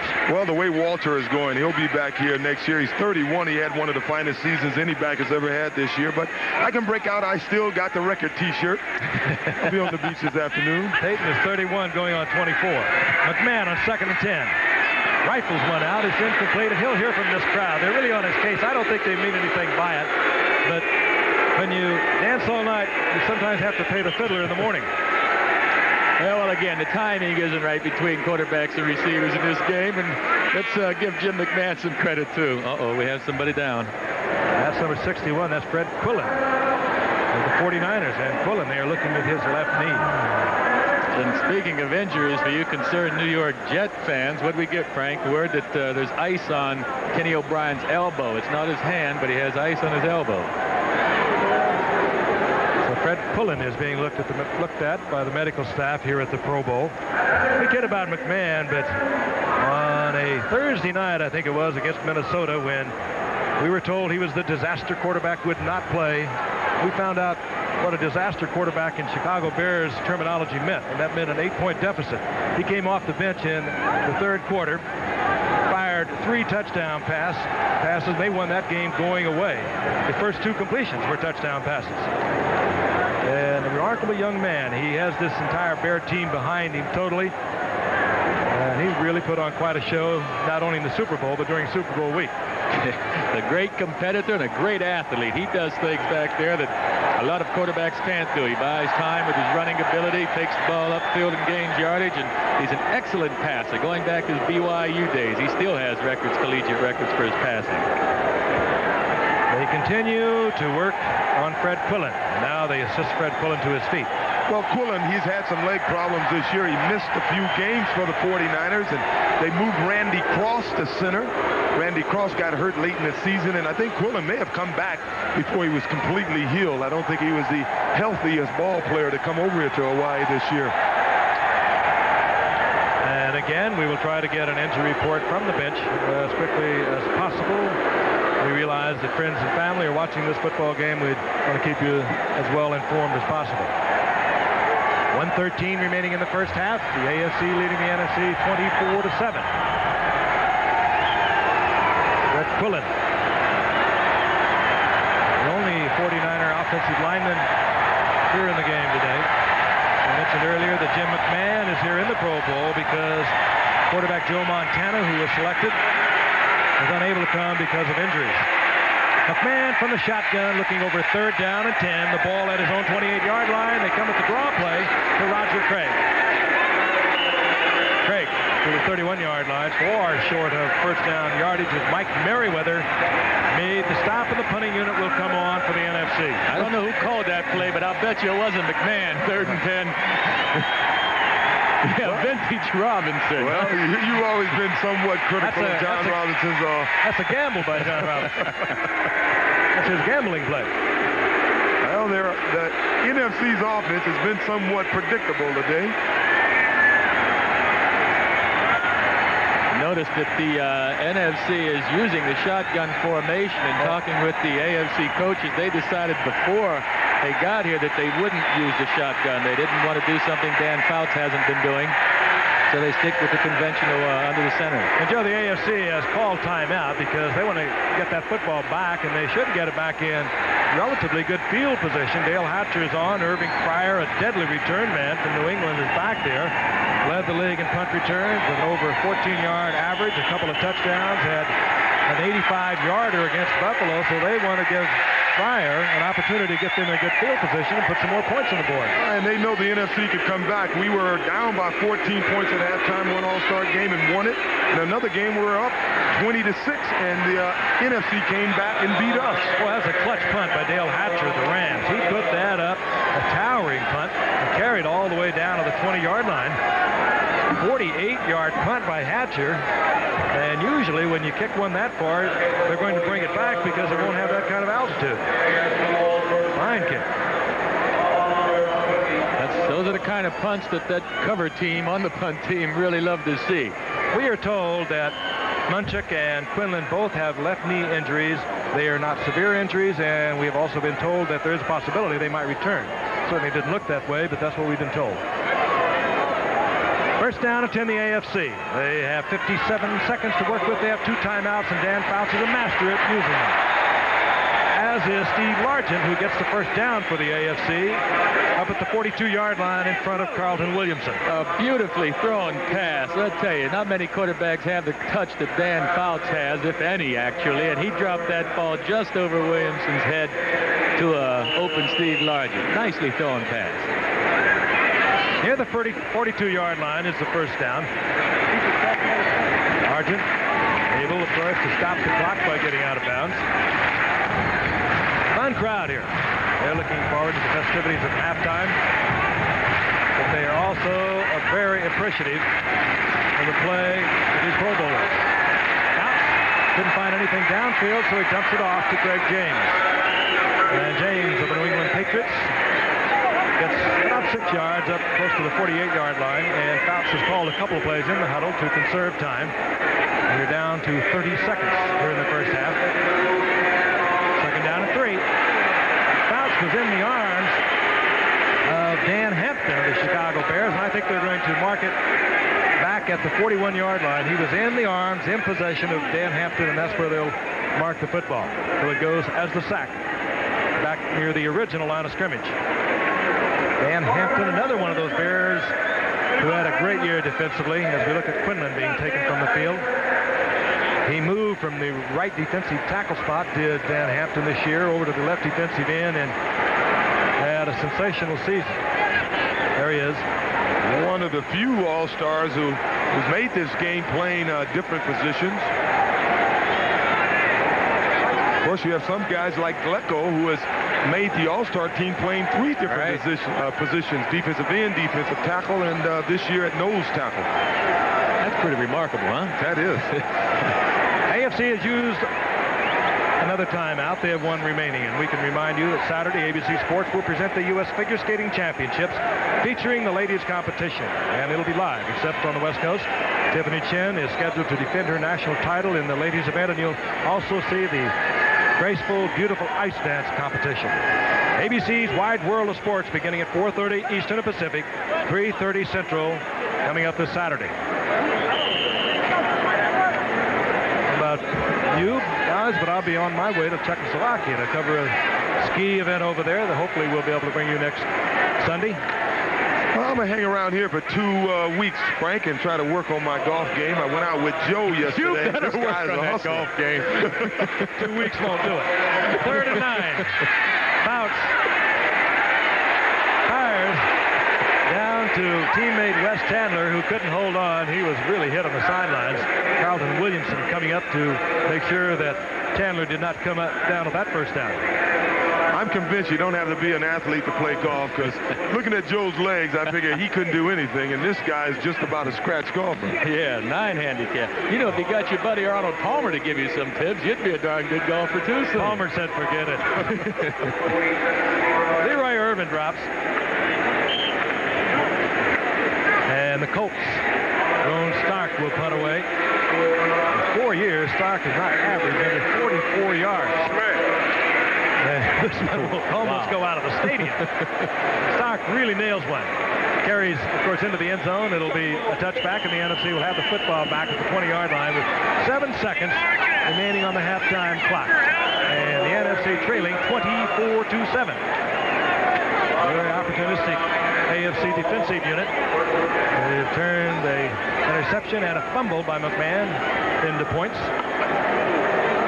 But again, with the type of players we have on this field, they could come back at any moment. Well, you can bet they're upset about this. As Richard Dent said earlier in this game, they've got a lot of pride's at stake, and the NFC right now is mighty angry. I'll bet you one thing. You'll see a guy like McMahon will go to his receivers, and they may make up some of their own plays for the second half. That's right. Because what they've been running just have not worked. The only touchdown coming from a Joey Browner interception for the NFC. On the drive, the NFC was able to put together as we watched Joe Morris kick off the final seconds of the first half. Was early in the game, and it was directed by Phil Simms. 24-7 at halftime. The AFC over the NFC. Presentation. The NFL Man of the Year award honors NFL players who make significant contributions to charitable causes. Sponsored by Light Beer from Miller, the Man of the Year program annually awards $52,000 in scholarship money in the name of NFL players from each team. The 1985 NFL Man of the Year is center Dwight Stevenson of the Miami Dolphins. Dwight is being honored for his efforts. Thornton Baby House, a South Florida social agency that cares for children with cerebral palsy. Stevenson also recently received the Silver Medal for Valor for the Dade County Police Department for his role in apprehending suspected burglars. Presenting the Man of the Year trophy to Dwight Stevenson, our NFL Commissioner Pete Rozelle and Robert Toledo, Senior Executive of the Miller Brewing Company. Congratulations to Dwight Stevenson, the 1985 NFL Man of the Year. The preceding message was paid for by the Miller Brewing Company. Players from both teams have come out onto the field, and we'll be getting the second half underway very shortly. The AFC over the NFC at halftime, 24-7, and this ABC Sports exclusive is being brought to you by Miller Beer. Miller, made the American way since 1855. By GTE Sprint. When you call Sprint, you've got the future on the line. By the full line of 1986 Volkswagens. And by Owens Corning, our building products put your house in the pink.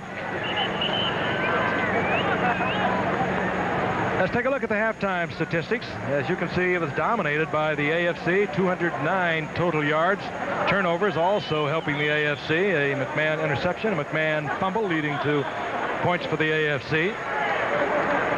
And Phil Simms really was the only quarterback able to generate any kind of lengthy drive for the NFC. I mentioned earlier that the two quarterbacks that were selected, Dan Marino, from the Miami Dolphins for the AFC, unable to participate because of arthroscopic surgery on his knee. And Joe Montana, the San Francisco 49ers, also was not able to participate. Jim McMahon replaced Montana, while Ken O'Brien of the Jets replaced Dan Marino. Set to go. Both teams bring out their special teams, and the NFC will be kicking off. Irving Fryer, the speedster from New England, drops back for the New England Patriots. Louis Lips of the Steelers is flanked on Fryer's right, while Deron Cherry of Kansas City is also back for the AFC Pro Bowlers. Morton Anderson to kick off. Low kick. That is taken by Deron Cherry of Kansas City. And Cherry out over the 20, close to the 23-yard line, where the AFC will trot out their offensive unit. Otis Wilson of the Bears down there to make the stop for the NFC. Looking for the AFC quarterback that will open the second half, and it will be Ken O'Brien of the Jets. O'Brien went out early in the first half, if you were with it. He had an ice bag on the hand, on the sidelines, or rather on the elbow, and he does appear to be all right. Good news for the Jet fans. Kevin Mack and Freeman McNeil are the setbacks. That is Freeman McNeil, O'Brien's teammate. He's out over the 25 to the 26, a gain of 3 yards. It'll be second down and 7. He's hit there by Otis Wilson. Kevin Mack, the other setback, the rookie from Cleveland, one of 2 Brown this year. Went over 1,000 yards rushing. Ernest Biner being the other. They had a really fine running game.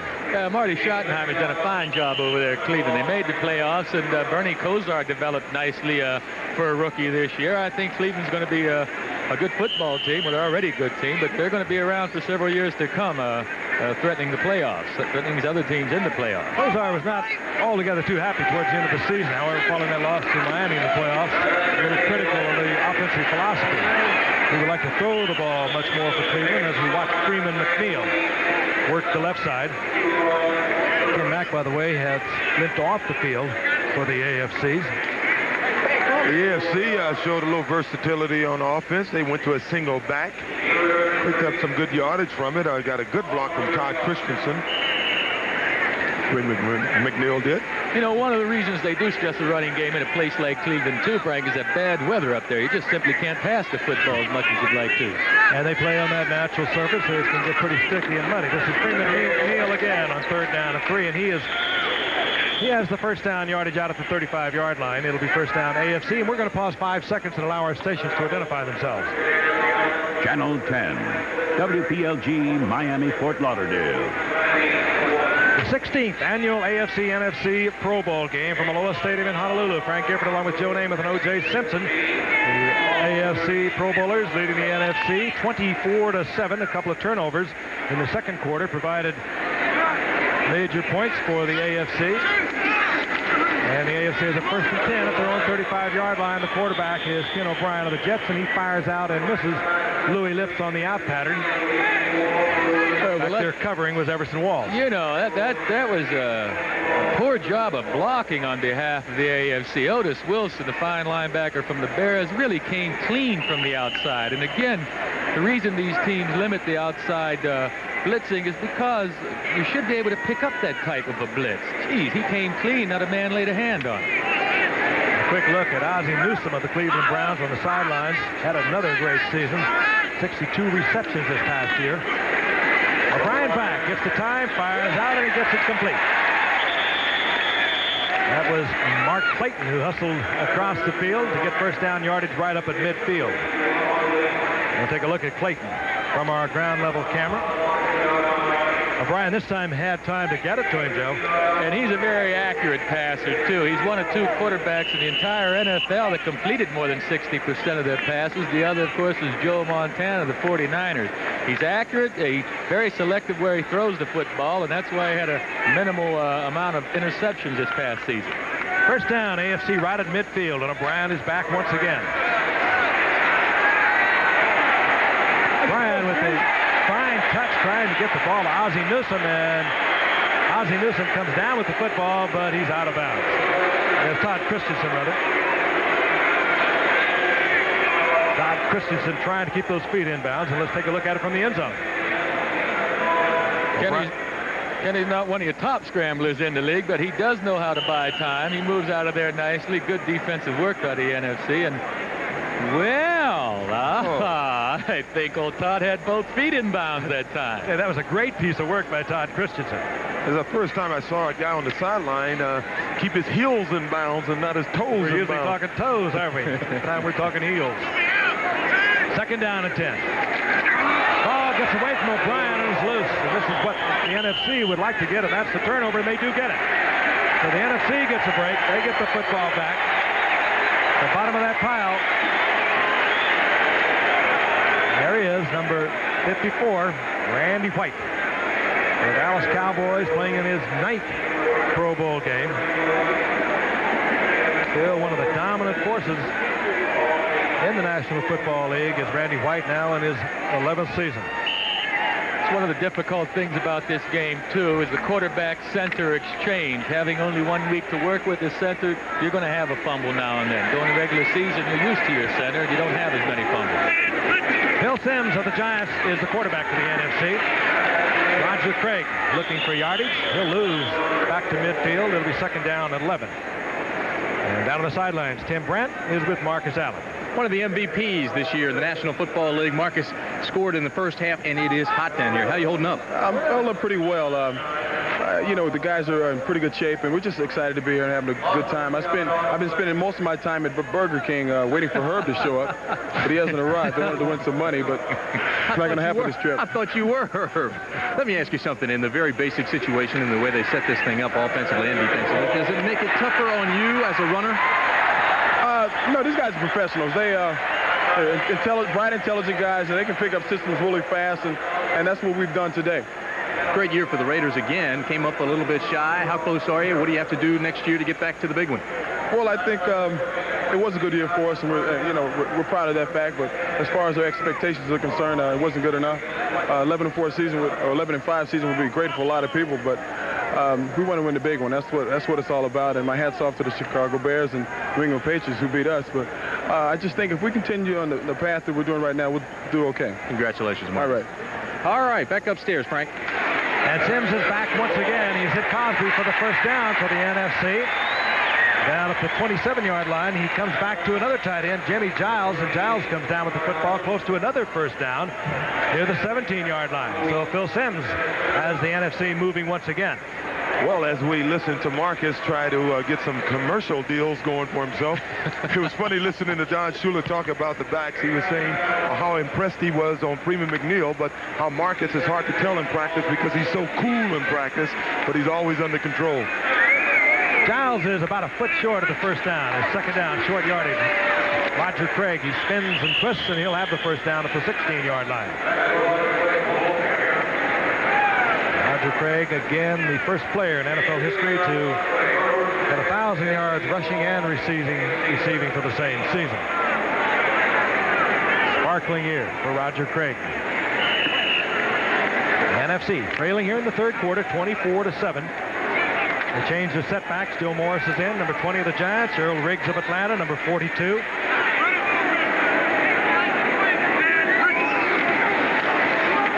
it back, has the time, looks in the corner, and Mike Quick was there.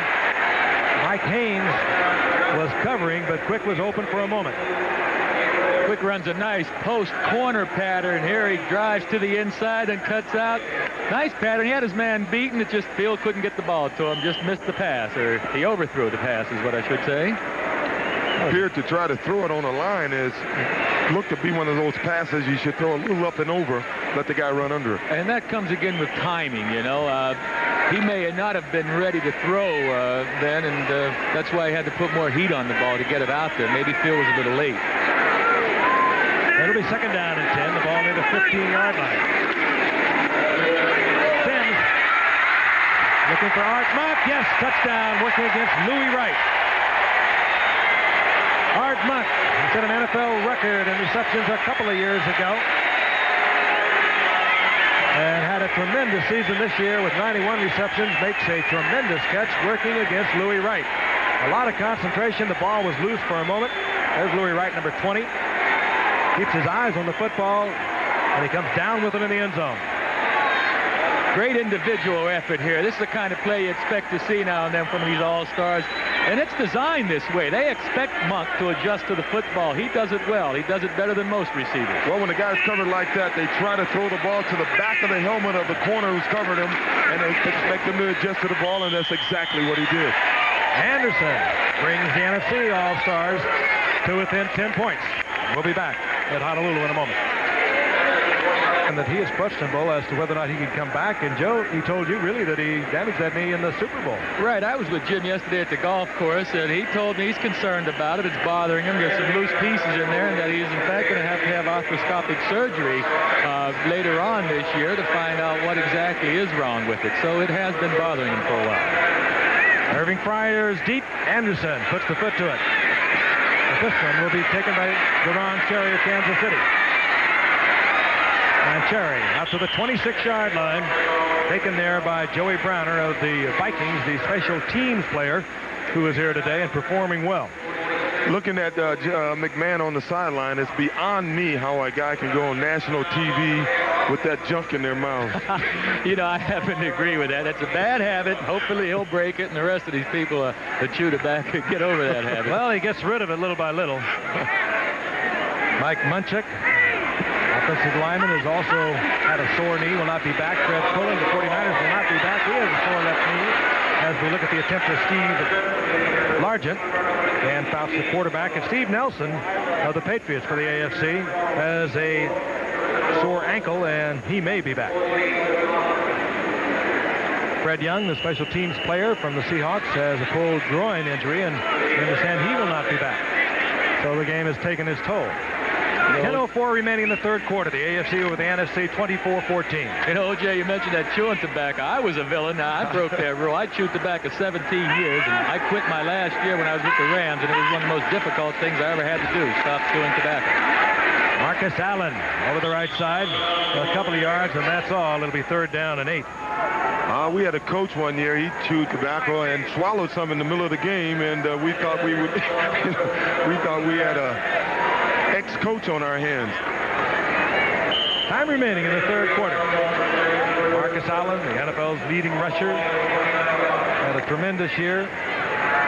Over 2,300 yards from scrimmage. 1,759 of them rushing. 3rd down and 7 for the AFC. And Fouts under pressure. Looking deep. Almost picked off. Wes Hopkins from the Philadelphia Eagles was battling with Irving Fryer of New England. Let's take a look at it again. Irving has a good step on Everson here, but the ball's underthrown. Had he had it out in front, it could have been 6 points. Hopkins, who had 6 interceptions this year for the Eagles, almost came down with that one. That'll be 4th down, and out comes Ron Stark. And Leroy Irvin of the Rams will drop for the NFC, and they ought to get the ball back in good field position. They should. You know, you mentioned Hopkins. O.J. and I talked to Coach Robinson before the game, and he's the one player that he signaled out that he was really impressed with. He said all of them are good football players, but this Wes Hopkins is really special.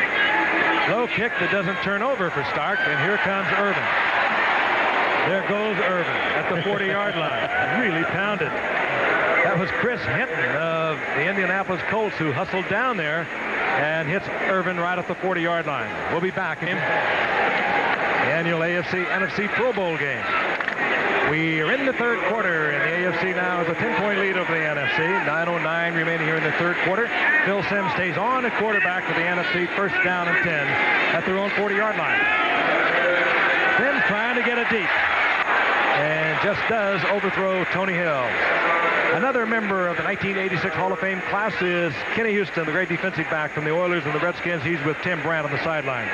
Frank, an old friend of mine, former Redskin, and congratulations. We talked about this day a long, long time ago, and it's finally come true. Congratulations to you. Thank you very much. We did talk about it in 1980, and I think at the end of the retirement speech, you were saying something that I would probably one day be in the Hall of Fame, and I really didn't think much of it because I thought this place was reserved for other people, really, and it's an honor for me. One of the few guys you had your Houston jersey put in the Hall of Fame, of course, before you were there for the number of interceptions returned for touchdowns. More importantly, how's your golf game? Golf game is really good. I have a lot of time to play it now. You know, I have a little niece in Houston, Stephanie, that we play a lot together. And so it's just a good thing. Do you know what you're going to be doing now? I know you were coaching and have departed the premises there. Well, right now I'm a house husband. No, I probably plan to go into the school system, teach school either in junior high or senior high school. Well, that's great. Congratulations. Thank you very much. And Frankie wanted to tell us that he shot an 82 at Wildlife Country Club. Morris got 3. It's 3rd down and 7 for the NFC. They're at their own 43-yard line. Phil Simms, strong arms run, tries to get it in there, intended for Lofton, but incomplete. Walter Payton, by the way, will not be returning to the game. We mentioned he came down with the flu last night, tried to go in the first half, and finally had to retire to the locker room, and now we understand he has gone back to his hotel. Well, watching Kenny Houston, I think Joe and I agree he's just about the best safety that we've ever played against. He and Dick Anderson were pretty close. Those are the two. That's right. Kenny Houston, Dick Anderson. Two great strong safeties. I'll never forget the hit he put on Walt Garrison on a Monday Night Football game. I believe it was 1978 to save the game for George Allen and the Redskins right at the goal line. Dale Hatchett has one go off the side of his foot. There's a fair catch called for and executed by Marion. He was the single player that coaches are allowed to select. Don Shula brought him in. We'll be back. Watching an adventure movie on a VCR? Terrific. But you're only hearing half the fun until you hear Zenith's Hi-Fi Stereo VCR. With stereo sound so real, it's like being there. You can even tune in and record stereo TV broadcasts. Zenith's VHS Hi-Fi Stereo VCR. Look out! Quicksand, old boy. One of the smart VCRs. Zenith, smarter than ever. In my travels around the world, I've found no two countries alike, no two governments alike. There's a lot for governments to disagree on.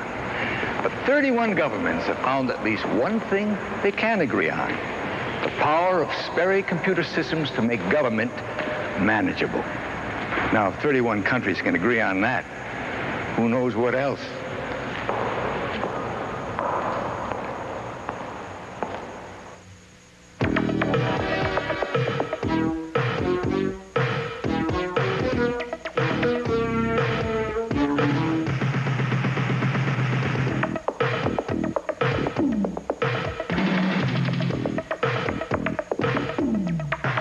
Pair of Converse leather basketball shoes free when you buy 10 rolls or more of any Owens Corning Fink insulation. So insulate now and save on your heating bills. Journey to a world of adventure. Harem, starting Sunday, February 9th. Time remaining in the third quarter. The AFC with the football near their own 28-yard line. Sellout crowd, the Loa Stadium in Honolulu. Perfect weather for a football game if you're not playing it, because it is a bit warm. Marcus Allen, right side. Puts the head down, Bulls out over the 35-yard line. Gain of 7-8 yards on that play, so it'll be second down and 2. Joey Browner made the stop there for the NFC. Yeah, thinking about the weather, I would send my best to Walter. I'm sure he's probably listening to us now, but what's amazing is he can play a whole season in that weather in Chicago and then come out here and get the flu. What a great season it was for Walter Payton. Only got lost in the shuffle of the 46th defense, but not for the people who really follow this football game. And the great one of all time, of course, as we watch Marcus Allen get the first down for the AFC out over the 40-yard line at the 42. Mike Singletary, another great Chicago Bear, made the stop. Chicago Bears. You know, I want to congratulate Buddy Ryan right now for taking that head job with the Philadelphia Eagles. As a football fan, I'm looking forward to seeing the Eagles improve for sure, but these Bears will miss him. I believe the Bears will miss Buddy severely. Don Robinson strolling the sidelines, just concluding his third season in the NFL with the Rams, as Dan Fouts works against the NFC defense and gets the completion to Steve Largent, who's having a fine Pro Bowl. Largent gets the first down at the 45-yard line.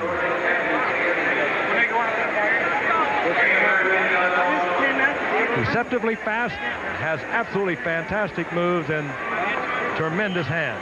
7 receptions, that ties a Pro Bowl record. John Stallworth caught 7 in 1983. Largent has tied that mark. He also gets the first down at the 45-yard line of the NFC, and here comes Marcus Allen. Tries to outrace Joey Browner, but he is nailed. Just close to the 41-yard line. Marcus threw the ball at Joey Browner. Of course, they were teammates at USC. Pretty close friends. Gain of 3. It'll be second down and 7. The two coaches, by the way, you saw John Robinson a moment ago, as I mentioned earlier. The two coaches that coach here in the Pro Bowl are the two losing coaches of the conference championship games. Rams, of course, lost to the Bears, and Don Shula's Miami Dolphins lost to New England. Second down and 7. Fouts is back. He had Chandler open, and he missed him. It'll be third down and 7. I remind you, live from Indianapolis, Indiana, next Sunday is the season premiere of ABC Sports Professional Boxing Series featuring the WBA Light Heavyweight Championship. Former two-time champion Marvin Johnson is looking to wear that crown again as he takes on undefeated Leslie Stewart. Action will begin at 3:30 Eastern, 2:30 Central and Pacific next Sunday, live except on the West Coast. Marvin Johnson, the WBA's number 1 ranked contender, 41-5, 33 KOs against Stewart. The WBA's number 2 ranked contender, 18-0, 13 knockouts. Third down and 7. Bounces back again and under pressure. Looks over the middle and gets the completion. That's Largent, and they'll mark his progress inside the 35-yard line, and that will be a first down. Joey Browner stripped the ball out, but they have blown the whistle and the ball dead. The first down yardage inside the 35. I agree with Lawrence Taylor on that play. As the official came to mark the ball, Lawrence Taylor took his foot and moved the official's foot back about 2 feet. And I think Lawrence's judgment may be a little better than the officials on this marking. But the official's judgment is the one that counts. 8 receptions now for Largent, and that's a new Pro Bowl record. Chandler goes right. Largent split out to the left by Dan Fouts, who's worked well not only with his teammate Chandler, but with Steve Largent. Marcus Allen spinning and twisting. Hit at the line of scrimmage, but Allen struggles for about a yard in the arms of Lawrence Taylor and Mike Singletary. And Richard Dent disrupted that play early on to enable Singletary to make the tackle. That Richard Dent is a great football player. He's a young man, too, huh? Don Shula pacing the sidelines. Has never lost a Pro Bowl. He has been here on 3 previous occasions. This is his 4th. Amazing. 23 years as a head coach, only 1 losing season. 2nd and 9. The Don Shula's AFC Pro Bowlers, and down goes Fouts. Leonard Marshall, who had 15.5 sacks for the Giants this year, sacks Dan Fouts back at the 42-yard line. That could make quite a difference on a possible field goal attempt.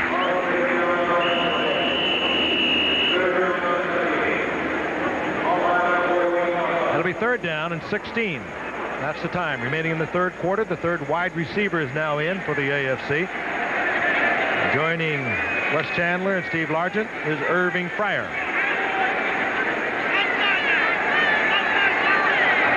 Third down, 16. Here comes the pressure. Hurries a pass, and Chandler, the intended receiver, yes, he did not trap it. Dan Fouts under all kinds of pressure. He was getting it from Richard Dent and Randy White, and he just did that with his arm. And if you've ever doubted the strength of Dan Fouts' arm, he really did not even step into it. He just released it. Well, he has a strong arm, that's for sure. But what made this play is the fact that Fouts and Chandler work a lot together during the regular season. They're on the same team, and Chandler knew exactly when to come out of that break, you see. The ball's on the way, and Chandler adjusts to it nicely. Everson Walls hassling Chandler. That ball was on the way really before the break. And the first down is near the 18-yard line of the NFC. Craig James, the single setback now for the AFC. Fouts looking into the corner, and it'll be picked off. Leroy Irvin gets the turnover for the NFC, and they need it with 3:43 remaining here in the 3rd quarter and trailing by 10 points. Steve Largent must have lost sight of that ball. He made an unusual maneuver at the end of that pass route. I thought it would be a jump ball between he and Irving, and he appeared as if he didn't even see the football coming. Well, they also had Ozzie Newsom coming into the area. It could have been a busted pattern. I saw Ozzie running a corner pattern. When you have 2 offensive receivers in the same spot, somebody's fouled up. There were almost all of them there. Also, Mark Clayton in the area. The NFC has it back 1st and 10 at their own 20. The NFC has a 9-6 lead. But at the moment, with 3:43 remaining in the 3rd quarter from Honolulu, the AFC leads the NFC 24-14. And the NFC has the football back following the interception at their own 20-yard line, 1st and 10. Here comes Roger Craig for a 3-yard pickup. And let's go to Tim Brand on the sidelines with one of the great ones, Randy White. Former teammate of mine, Frank, at the University of Maryland, but hey, is it tough to gear up for these games coming off the season you had? Well, it's you have a fun week over here, but when game time rolls around, everybody pretty much gets ready to play because your pride's on the line out there, and you're playing for the NFC, and try and go out there and play as tough as you can. You know, it seemed like for so long it was the Dallas Cowboys, Randy, and the Pittsburgh Steelers year after year going to the Super Bowl. The luster of America's team, I guess, wore off a little bit last couple of years. Are they back? What does it take to get you guys back to the big one? Well, we had a good year this year. It didn't end up the way we wanted it to, but we've got a good team. We're going to come back next year fighting them. How long can you play? It seems like you've been here forever. Well, I'm going to play as long as my body will let me. Good luck, Randy. All right, Tim. Thank you. All right, Frank. A moment ago, you saw Phil Simms connect with Roger Craig. Let's look at it again.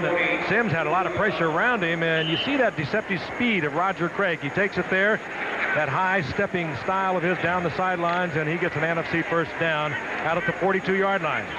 He also gets a break as Gerald Riggs, number 42, comes in, and Joe Morris do the setbacks. Little fake reverse there. Morris take a little bit of a reverse to Art Monk. They must not have worked on that too long. Kept the ball and turned upfield and gets 8 yards out to midfield. Well, that's the thing that impresses me most about Joe Morris is when he sees it, he doesn't waste any time getting upfield with the football. And on that play, all he would have done is wasted time trying to fake the reverse. He saw he had some room to run, and he got the ball upfield. Wide receivers now for the NFC. James Lofton, number 83. Mike Quick, number 82. As Riggs and Morris stay on as the setbacks. Second down and 2. Simms under pressure. And down he goes. Clay Matthews of the Cleveland Browns, who replaced Chip Banks, who was unable to perform here in the Pro Bowl because of a viral infection, made the sack. That's interesting. 2 former USC guys. Clay Bean from USC replacing Chip Banks. Incidentally, Joe, you were talking to me about Alabama beating SC on this same field in a bowl game. We have 6 SC guys playing in this game, and I see there's only 4 Alabama players. Well, we'll give you guys this one then. And don't forget you have 2 of them in the booth. Uh-oh, I'm sorry. Roll Tide. Third down and 7. NFC just inside their own 45-yard line, and Phil Simms will work from the shotgun. Simms, and in and out of the hands of Jimmy Giles, and he might have been able to take that into the end zone. I don't think he was even the intended receiver. He just happened to be in the area. Let's take a look at it again. Again, we have 2 receivers right in the same area, as we are seeing a little bit of a mix-up in some of the pass plays. You see Art Monk is number 81. He was there, and I think Simms was trying to get it to him, and it went in and out of the hands of Jimmy Giles of Tampa Bay. Fourth down, Hatcher is out, Fryer is back for the AFC.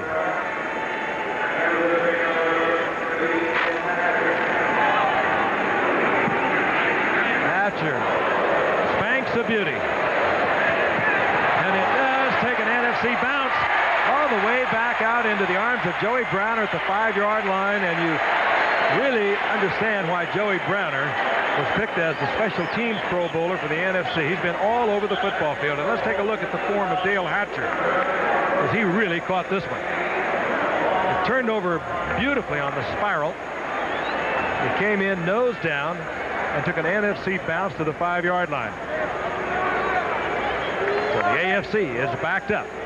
They'll have a 1st and 10 at their own 6-yard line. They continue to lead 24-14, 1:25 remaining in the third quarter.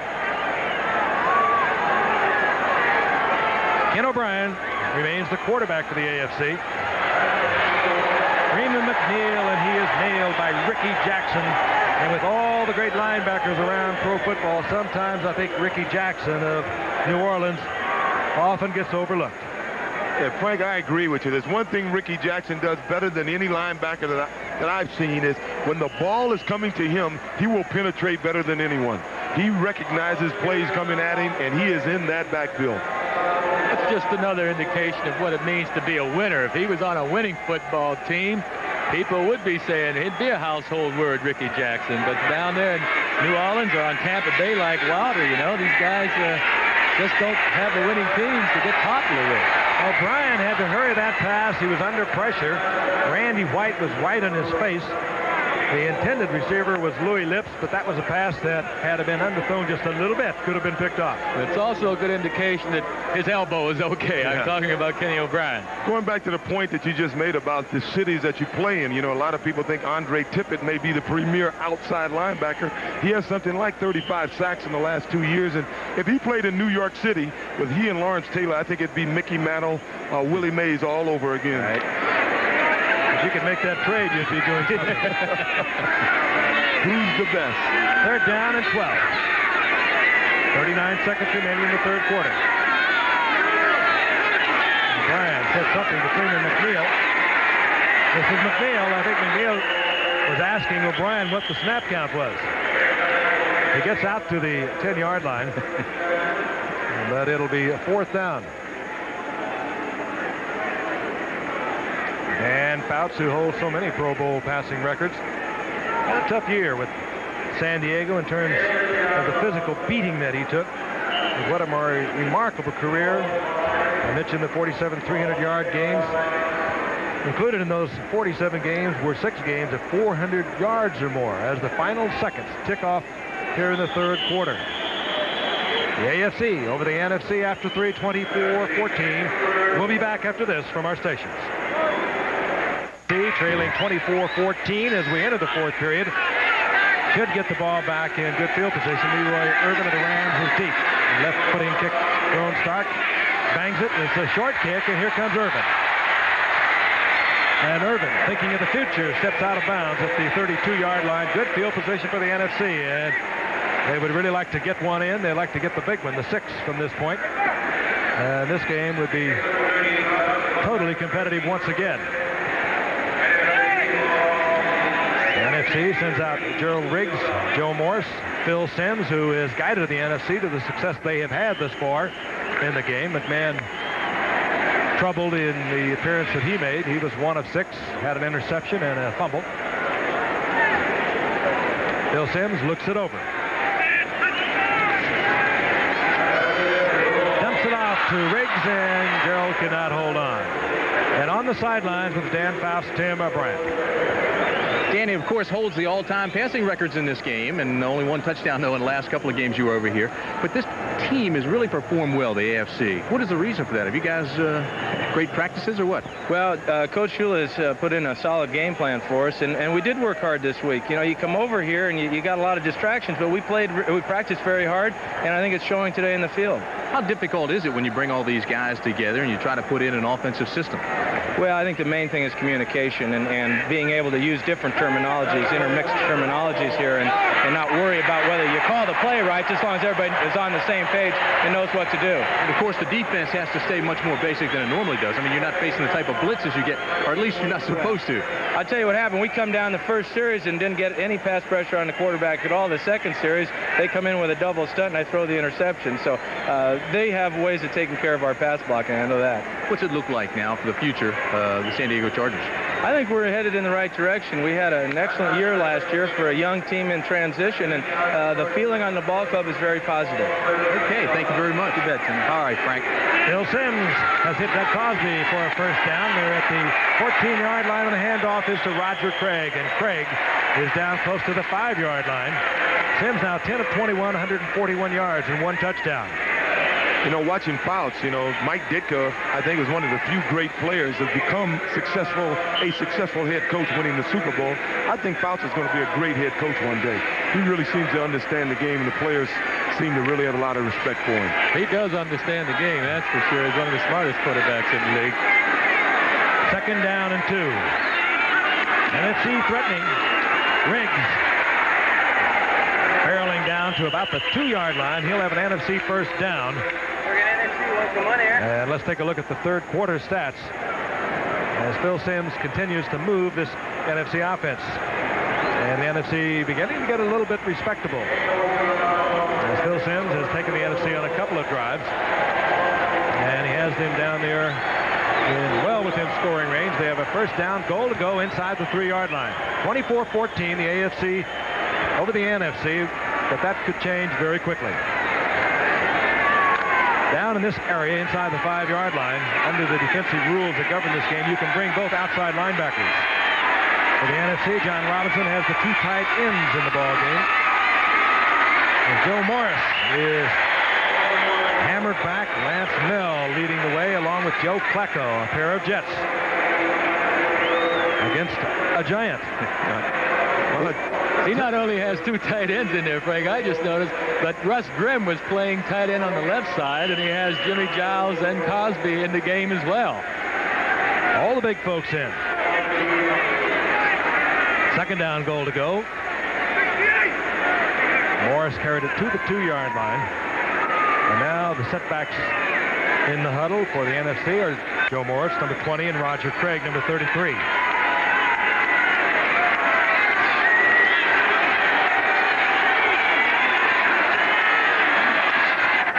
Sims looking to the back of the end zone, and Cosby, who picked up the first down a few moments ago, gets the touchdown for the NFC, and this one draws ever closer. Lance Mill trying to defend against Cosby. Cosby works so well in that end zone. The big man. A big target in there, Joe, at 6'6". Big target and a smart receiver, too. He knows how to find the open spots. He's just cutting across the back of the end zone, finds the open spot, and turns up in it. And he had to make sure both those feet stayed in bounds. He did just that. Mort Anderson for the conversion. And the NFC has pulled within a field goal of the AFC.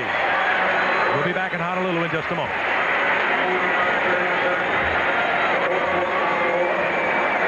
Bowl, it was 24-7 the AFC at halftime. It is now 24-21. The AFC continuing to lead over the NFC with 11:45 remaining here in the fourth period. Irving Fryer will bring it out for the AFC. Former Nebraska All-American with blazing speed gets out to the 21-yard line, tackled there by Dave Durison. Bill Sims has put a bit of a spark into the NFC here in the second half. He's 10 of 21, 141 yards, and has the one touchdown.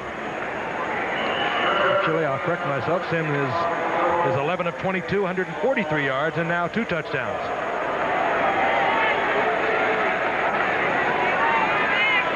Ken O'Brien, the quarterback for the AFC. Freeman McNeil, 24. Craig James, 33. The setbacks. O'Brien gets to Louis Lips on the out, and it was a good out. Louis Lips working against the cornerback Gary Green of the Los Angeles Rams, and he put a good deep move on Gary Green and was able to get close to the first down, and now they give it to him. He's a great young athlete. He scored touchdowns 3 different ways this past season, as he did a year ago as a rookie. That was a good drive he put on Green, one of the fine cornerbacks in this game today. And he scored on pass receptions, punt returns, and rushing. In both years he's been in pro football. That was Craig James, who had a plus 1,000-yard season for New England this year, out to the 37-yard line. He'll get 5 out of that.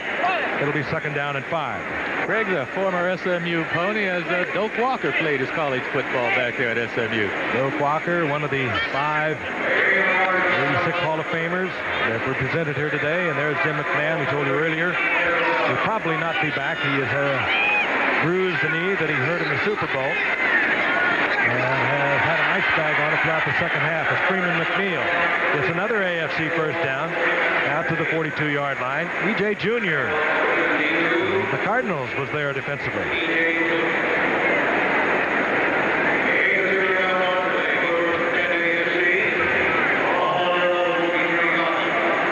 Five new members of the class of '86 Pro Football's Hall of Fame introduced here today. Paul Hornung, who we'll hear from a little later on. Kenny Houston, the Houston Oilers, the Washington Redskins. Willie Lanier of Kansas City, Fran Tarkenton, and Doak Walker. First down at 10, the AFC. Freeman McNeil, a couple of yards to the 45. It'll be second down and 8. Tim Brandt's on the sideline with Doug Cosby. Frank, Doug just scored that touchdown, and this has been a terribly traumatic week for you, I know, Doug. Can you tell us about the tragedy? Yeah, I had a good friend of my wife's and myself drowned on the North Shore when we were over there the other day, and I'd just like to pass on my condolences to the Hanley family and all of his friends and family back in Texas. This was on the beach when, just 2 days ago? Yeah, just 2 days ago, and there was 4 or 5 of us went over there, and we all pretty much saw the whole thing, and it was just a situation where someone tried to go in and save them, and they just couldn't do it, and none of us had the capabilities or the right equipment to try to do anything. We just had to watch. It's pretty helpless. Thank you, Doug. That puts things in perspective, Frank. Indeed it does. A terrible tragedy witnessed by Dallas Cowboys tight end Doug Cosby. Meanwhile, the AFC has picked up another first down. Todd Christensen of the Raiders to the NFC's 42-yard line. and he goes to Mark Clayton for the Miami Dolphins. And O'Brien, although he's not worked that much with Clayton, had that right on the target. Yeah, and he has good timing, too, out there. The one timing was perfect. Right, to Louis Lips also. You'll see Clayton just coming out of his break here, and the ball's on the way. It's getting there quickly, too. Well, Fouts mentioned that early in the game there wasn't much pressure by the NFC, and then they started to apply some pressure on this drive. They haven't put much pressure on O'Brien. NFC trailing by 3, 9:34 remaining here in the fourth quarter. Freeman McNeil gets away from Richard Dent, but he does not get away from Mike Singletary. He'll lose a couple. It'll be 2nd down and 12. Saturday, ABC Sports will present the U.S. Figure Skating Championships featuring the ladies competition, and it will be live except on the West Coast. Tiffany Chen is scheduled to defend her national title in the ladies event, and you'll also see all the beauty and the grace of the ice dance competition. That's ABC's Wide World of Sports beginning at 4:30 Eastern Pacific, 3:30 Central Time, Saturday here on ABC. 2nd down and 12 for the AFC. O'Brien goes underneath, and he finds Clayton once again. And Clayton works forward to the 25-yard line, short of the first down. It'll be 3rd down and 4. And the flag is down. Looked like a little roughing the quarterback by Otis Wilson. That's a rare call you get here in the Pro Bowl. You get a lot of hitting, but usually nothing out of line. Personal foul, number 55, defense, roughing the passer, enforced from the end of the play.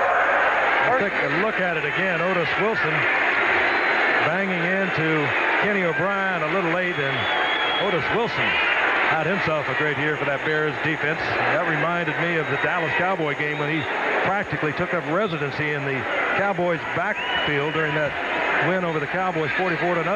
And in defense of Otis also, he had his head down there. He couldn't tell whether Kenny had the ball or not that time. Little chintzy. And it did appear as though he could have really teed off on it. On 1st and 10, Freeman McNeil tries to bring it back inside. Tough to do against Ricky Jackson. Yeah, Ricky did an excellent job of penetrating, forcing the play upfield, which is his first responsibility, warding off the the blocker, and making the tackle. It's a very impressive drive by the AFC, having the NFC score a touchdown and close the gap. They're doing what they need to get the upper hand again. They're keeping the ball away from them, and they may get some points here. And taking the seconds off the clock. $5,000 difference, of course. $10,000 to the winner, $5,000 to the loser. And it starts to take on a little more significance about this time of the game. O'Brien with a lot of time. And it's picked off. Picked off in the end zone. Mike Singletary, the heart and soul of that Bear defense, stepped in front of the intended receiver, Ozzie Newsome. And the NFC, trailing by 3 points, gets the football back. They'll have it at the 20-yard line. And they have 7:57 remaining to play in the game. Good effort by Singletary. We'll be right back. One of them. One of the great ones, son of a preacher man. Singletary got the turnover for the NFC. And had the football back at their own 20-yard line. And Phil Simms goes right to work. Tries to squeeze it in underneath that zone to Joe Morris and could have lost it. Let's go back and take a look at it. O'Brien had all the time in the world, Joe, and this is what you would describe as an ugly interception? Yeah, you know, all interceptions are ugly for quarterbacks, but the old coyote ugly comes in here. Anytime you're in scoring position, you don't want to lose yardage. You certainly don't want to turn the ball over. At least you want to go away with 3 points, and that's the worst mistake a quarterback could make. It was a good interception, but he threw the ball right to the defender, right to Mike Singletary. For the AFC, 4 turnovers, 3 interceptions, and 1 fumble. The NFC have 2, 1 interception and 1 fumble, and this is Roger Craig, left side, 3 yards, giving 4. It'll be 3rd down and about 5. Tim Rand is with a great pal of mine, Paul Horning on the sidelines, class of '86, Hall of Fame. Elected into the Hall of Fame, Frank, it is long overdue, and congratulations, Paul. Thank you very much, Tim. It's good to be here finally. Let me take you back over the years. What is your fondest memory in all those glory years for the Green Bay Packers? Well, I guess having the opportunity to play for the coach, Vince Lombardi, and having had the opportunity to play on 4 championship teams. And looking back, I'd have to say that. Do you still see the old guys every once in a while? Oh, sure. I get back up there all the time. I worked at Green Bay Packer preseason, and I I see McGee a lot. McGee and I still fool around a lot together, only now we don't get fined for staying out late.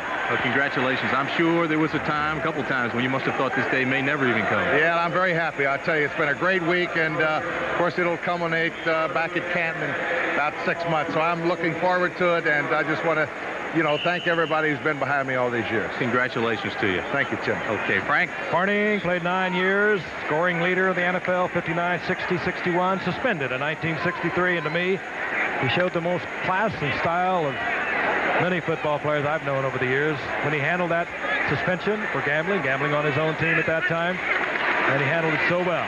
Came back to once again perform like an all-star. Phil Simms on first down loses the football, but is covered quickly, and fortunately by Joe Morris. The pressure came from Rulon Jones and Andre Tippett. And very good coverage downfield by Lance Mell and Carl Mecklenburg.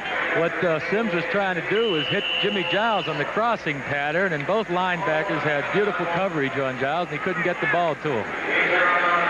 6:02, and the clock is moving. That's the time remaining here in the fourth quarter of the Pro Bowl. The AFC holding on to a 3-point lead. They led 24-7 at halftime, but the NFC has roared back. Well, I wouldn't exactly call it roaring back, but they are back. Gerald Riggs puffing it around in the middle of that line by the AFC defensive unit headed by Carl Mecklenburg, who had a great season for Danny Reeves. Played just about every spot they had defensively for Reeves. Now in his third year, Mecklenburg, the 12th round pick out of Minnesota, has turned into a real all-star for those Broncos. Third down, long yardage. 3 wide receivers, and they're great ones. Mike Quick of the Eagles, number 82, Lofton of Green Bay, number 83, and Tony Hill. And now there are 4 wide receivers as Art Monk is in there with them.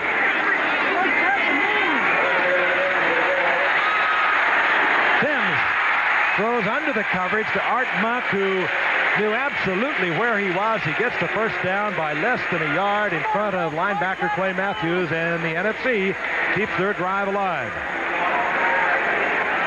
Fine heads-up play by Phil Simms, holding on to that ball, buying time by moving around, and of course Art Monk, the All-Pro, getting enough depth for the first down.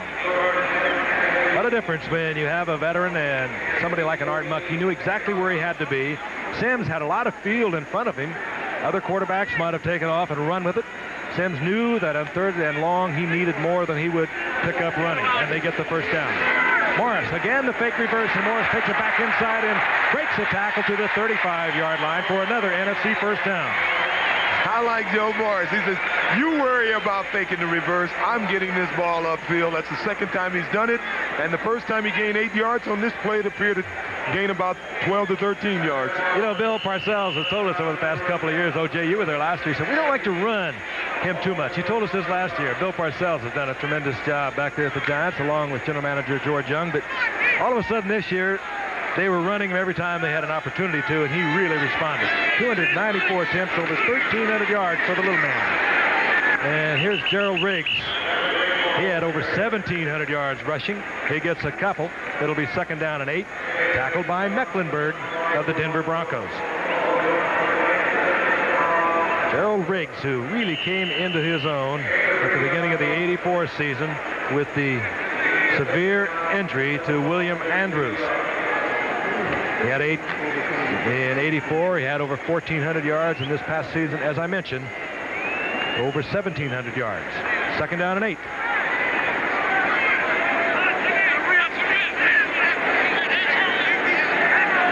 NFC trailing by 3. Phil Simms, great timing pass to Art Monk. Beautifully thrown. He delivered the ball before Monk had broken to the sidelines. Another NFC first down at the 15-yard line, and this was beautifully executed. You're right, Frank. You put it on the money. Beautifully thrown. The timing was there. Monk just runs an out pattern, and with this kind of timing and the accurate pass, well, you're not going to defend against a play like that. Take a look at the route of Art Monk. You have to respect Art Monk. He doesn't have a blazing speed, but he's got the defender moving back. Louis Wright broke it off. The ball was in the air just as he broke, and it was picture perfect. And a first down for the NFC into the 15-yard line. The intensity building here. The NFC trailing by 3. We're late in the fourth period. Simms looking for the touchdown in the end zone to Jimmy Giles. And Giles of Tampa Bay comes down with the touchdown that puts the NFC ahead for the first time today.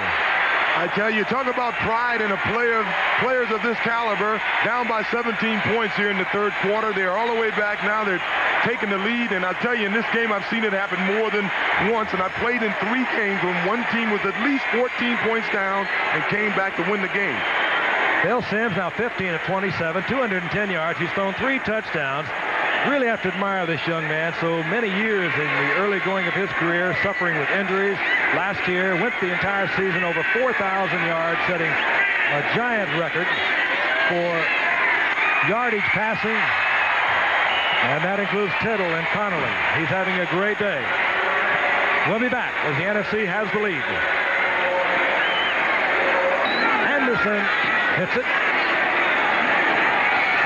And for the AFC, this is Dennis Smith bringing it out. With a bit of an open, stays on his feet out to the 34-yard line. Frank Gifford along with O.J. Simpson and Joe Namath watching a good Pro Bowl. At halftime, it was 24-7. The AFC had the lead. Now, with 2:36 remaining in the game, the NFC leads 28-24 as Phil Simms has pulled together this NFC team and has tied Joe Theismann's record set in '84 with 3 touchdown passes. He's completed 15 of 27 for 210 yards. Now the job ahead for the AFC. They must move the ball the length of the field. And a field goal will not do it at this point. Ozzie Newsome, the great Cleveland Brown receiver, gets 8 over the middle of the 41. E.J. Jr. defensively there. Hey, 2 Alabama players, former Alabama players. Dan Fouts with a hurry-up offense. Wants to get a play off before the 2-minute warning and save that to stop the clock. And Marcus Allen makes the strategy pay off as he gets a first down at the 46-yard line. He'll try to get another one off, and he will not do it, I don't believe. And Fouts tried to get the play off before the 2-minute warning. He did not do so. The AFC has 3 timeouts remaining. We'll be back. The AFC trailing by 4 points has the first down. Benefit of Marcus Allen and Dan Fouts at the 46-yard line, their own 46-yard line. Fouts struggling to get the ball off. Not pretty, but he gets it to Wes Chandler at the 35-yard line. And Fouts was stumbling and tripping, was able to pick up his teammate deep downfield, and now Fouts rushes upfield and trying to get his entire team up to get another playoff. Here he is, Joe. Look at Richard Dent put the pressure on Fouts. Fouts was able to keep his balance beautifully. What a tremendous effort by Fouts. And Richard Dent, I might add. I tell you, Richard Dent worked over a couple of USC guys. He ran by Anthony Munoz and ran over Marcus Allen. That man's dangerous out there. 25 years old, only his third year he just finished. He's already in his 2nd Pro Bowl. What's to come for Richard Dent? A world champion already? The NFC has called timeout. Dan Fouts was trying to hustle the offensive unit, what remained of it, behind the line of scrimmage, up to the line of scrimmage to get it off. But the NFC decided they would use a timeout. Let's take a look at it again. That's Dent on the right, just hammering through Marcus Allen. Well, not only did he run over Marcus, but then Munoz pushed Dent from behind, and that just gave it, a little added momentum on Marcus. Fouts got the Billy Kilmer type pass off, got it downfield. And what I mean by that is it isn't pretty, but it is certainly effective. As long as it gets there. Chandler now has 4 receptions for 114 yards.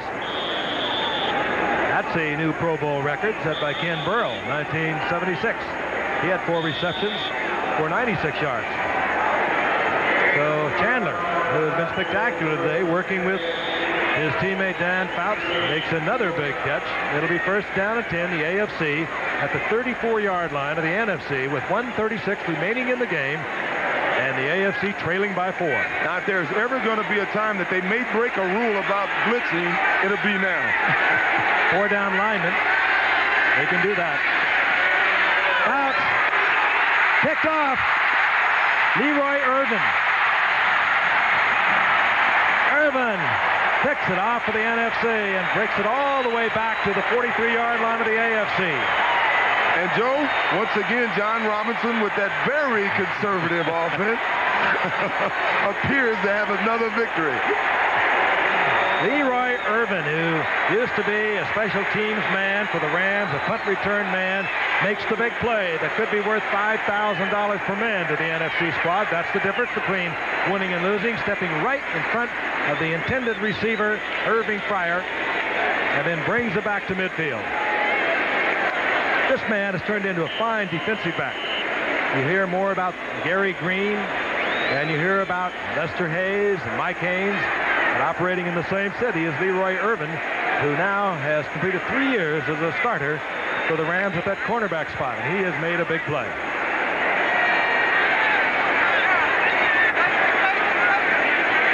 Bill Sims, who has been spectacular today, hands off to Gerald Riggs, who just holds on to the football. I'll tell you, our ABC Sports exclusive has been brought to you by Bud Light. Everything else is just a light. And by Allstate. For home, auto, business, health, and life, you're in good hands with Allstate. And by the U.S. Armed Forces. It's a great place to start. Phil Sims with a fine performance here at the Pro Bowl, talking to John Robinson. Phil Sims, as I mentioned earlier, struggled through the first few years of his career as a #1 draft pick in 1979, the first draft pick by George Young, the general manager of the Giants.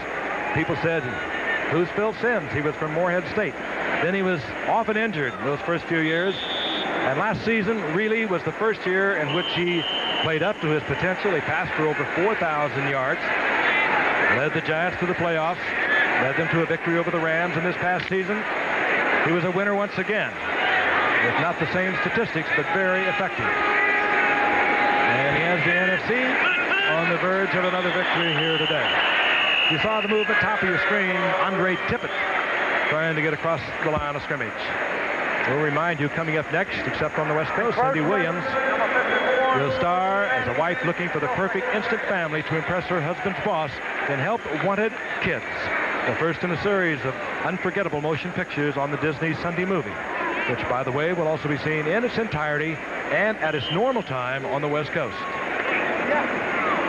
Penalty marked off against the AFC. Down remains the same. It'll be second down at 5. The ball at the 43-yard line of the AFC. Riggs and Morris are assigned the job of holding on to the football. This is Morris. He also wisely stays in bounds and gets the first down. Great effort by Joe Morris. Yeah, you can't ask more from a running back. He ran along those sidelines. He could have easily gone out of bounds and saved some wear and tear on his body, but he stayed in bounds, kept the clock running, and the AFC calls timeout. Well, it may require a measurement as they mark it back at the 38-yard line, and they'll bring out the sticks. AFC now down to 1 timeout, by the way. Well, they measured off. Will it be the Bears, a dynasty, Joe? O.J.? I think the Bears are going to be there for a while, even though Buddy Ryan did move on to the Eagles. They have such a well-rounded football team, offensively, defensively, kicking game. Yes, I think the Bears are going to be there for 2, 3, 4 more years. I agree with you, Joe. Not only did they have a good scheme with that 46, if you look at their defensive personnel, it's an excellent group of ball players, and I expect if any team can repeat, I think more than any team I've seen in recent years, Chicago has the talent to do it. I expect to see the 49ers back next year if they can stay away from those injuries. And in case you might not have heard, Buddy Ryan, the defensive coordinator of the Bears, has gone to the Philadelphia Eagles. The Bears have hired Vince Tobin, who was with the Baltimore Stars and the Philadelphia Stars over the past 3 years. He'll be the defensive coordinator to replace Buddy Ryan. That'll be a tough job. Our telecast, by the way, presented by authority of the National Football League, is intended for the private use of our audience. Any rebroadcast or other use of this telecast without the expressed written consent of the National Football League is prohibited. As the AFC uses their final timeout. And some of the NFC players, O.J., that have brought friends, relatives, families, wives, girlfriends, are going to be able to afford it. No surprise, the Outstanding Player Award today going to the Giants' Phil Sims. And once again, how proud those of us who have been associated with the Giants are of this young man. I talked about those heartbreaking years with the multiple injuries and finally playing to the potential that George Young felt this young man had back in 1979 when he made him a first-round draft pick. And for Jim McMahon, who got the call to become a Pro Bowler with the injury to Joe Montana. Great performer in his own right. We remember that Minnesota game I talked about earlier. Not a good day for Montana, or rather for McMahon today. Suffered a bruised knee and a knee that was injured in the Super Bowl. He told Joe Namath yesterday. And his day, 1 of 6, an interception and a fumble. Well, one thing I'd like to see this offseason, I'd like to see the players get together on this drug issue. I think if there's one player with a problem on the team, it really does. If there's one player with a problem on the team, I think the other players owe it to that guy to go into some type of drug testing. It may save a guy's life, and I think one guy may take 1 or 2 times a year. It may be a little inconvenient for him, but he may save one of his teammates' life by doing it, and I think the players are going to have to do something about that. Indeed, and that's it. The NFC defeats the AFC 28-24. John Robinson congratulating his own player, Leroy Irvin, on a key interception. Saturday, join us for the Pro Bowlers Tour, followed by ABC's Wide World of Sports. Live coverage of the ladies' competition at the United States Figure Skating Championships, along with the always beautiful Ice Dancing Championship at 4:30 Eastern, 3:30 Central Time, and 4:30 Pacific Time for our West Coast viewers. Coming up next, except on the West Coast, Cindy Williams stars as a wife looking for the perfect through and a promotional fee paid by United Airlines. United flies more people to Hawaii than any other airline. Nobody knows Hawaii like United.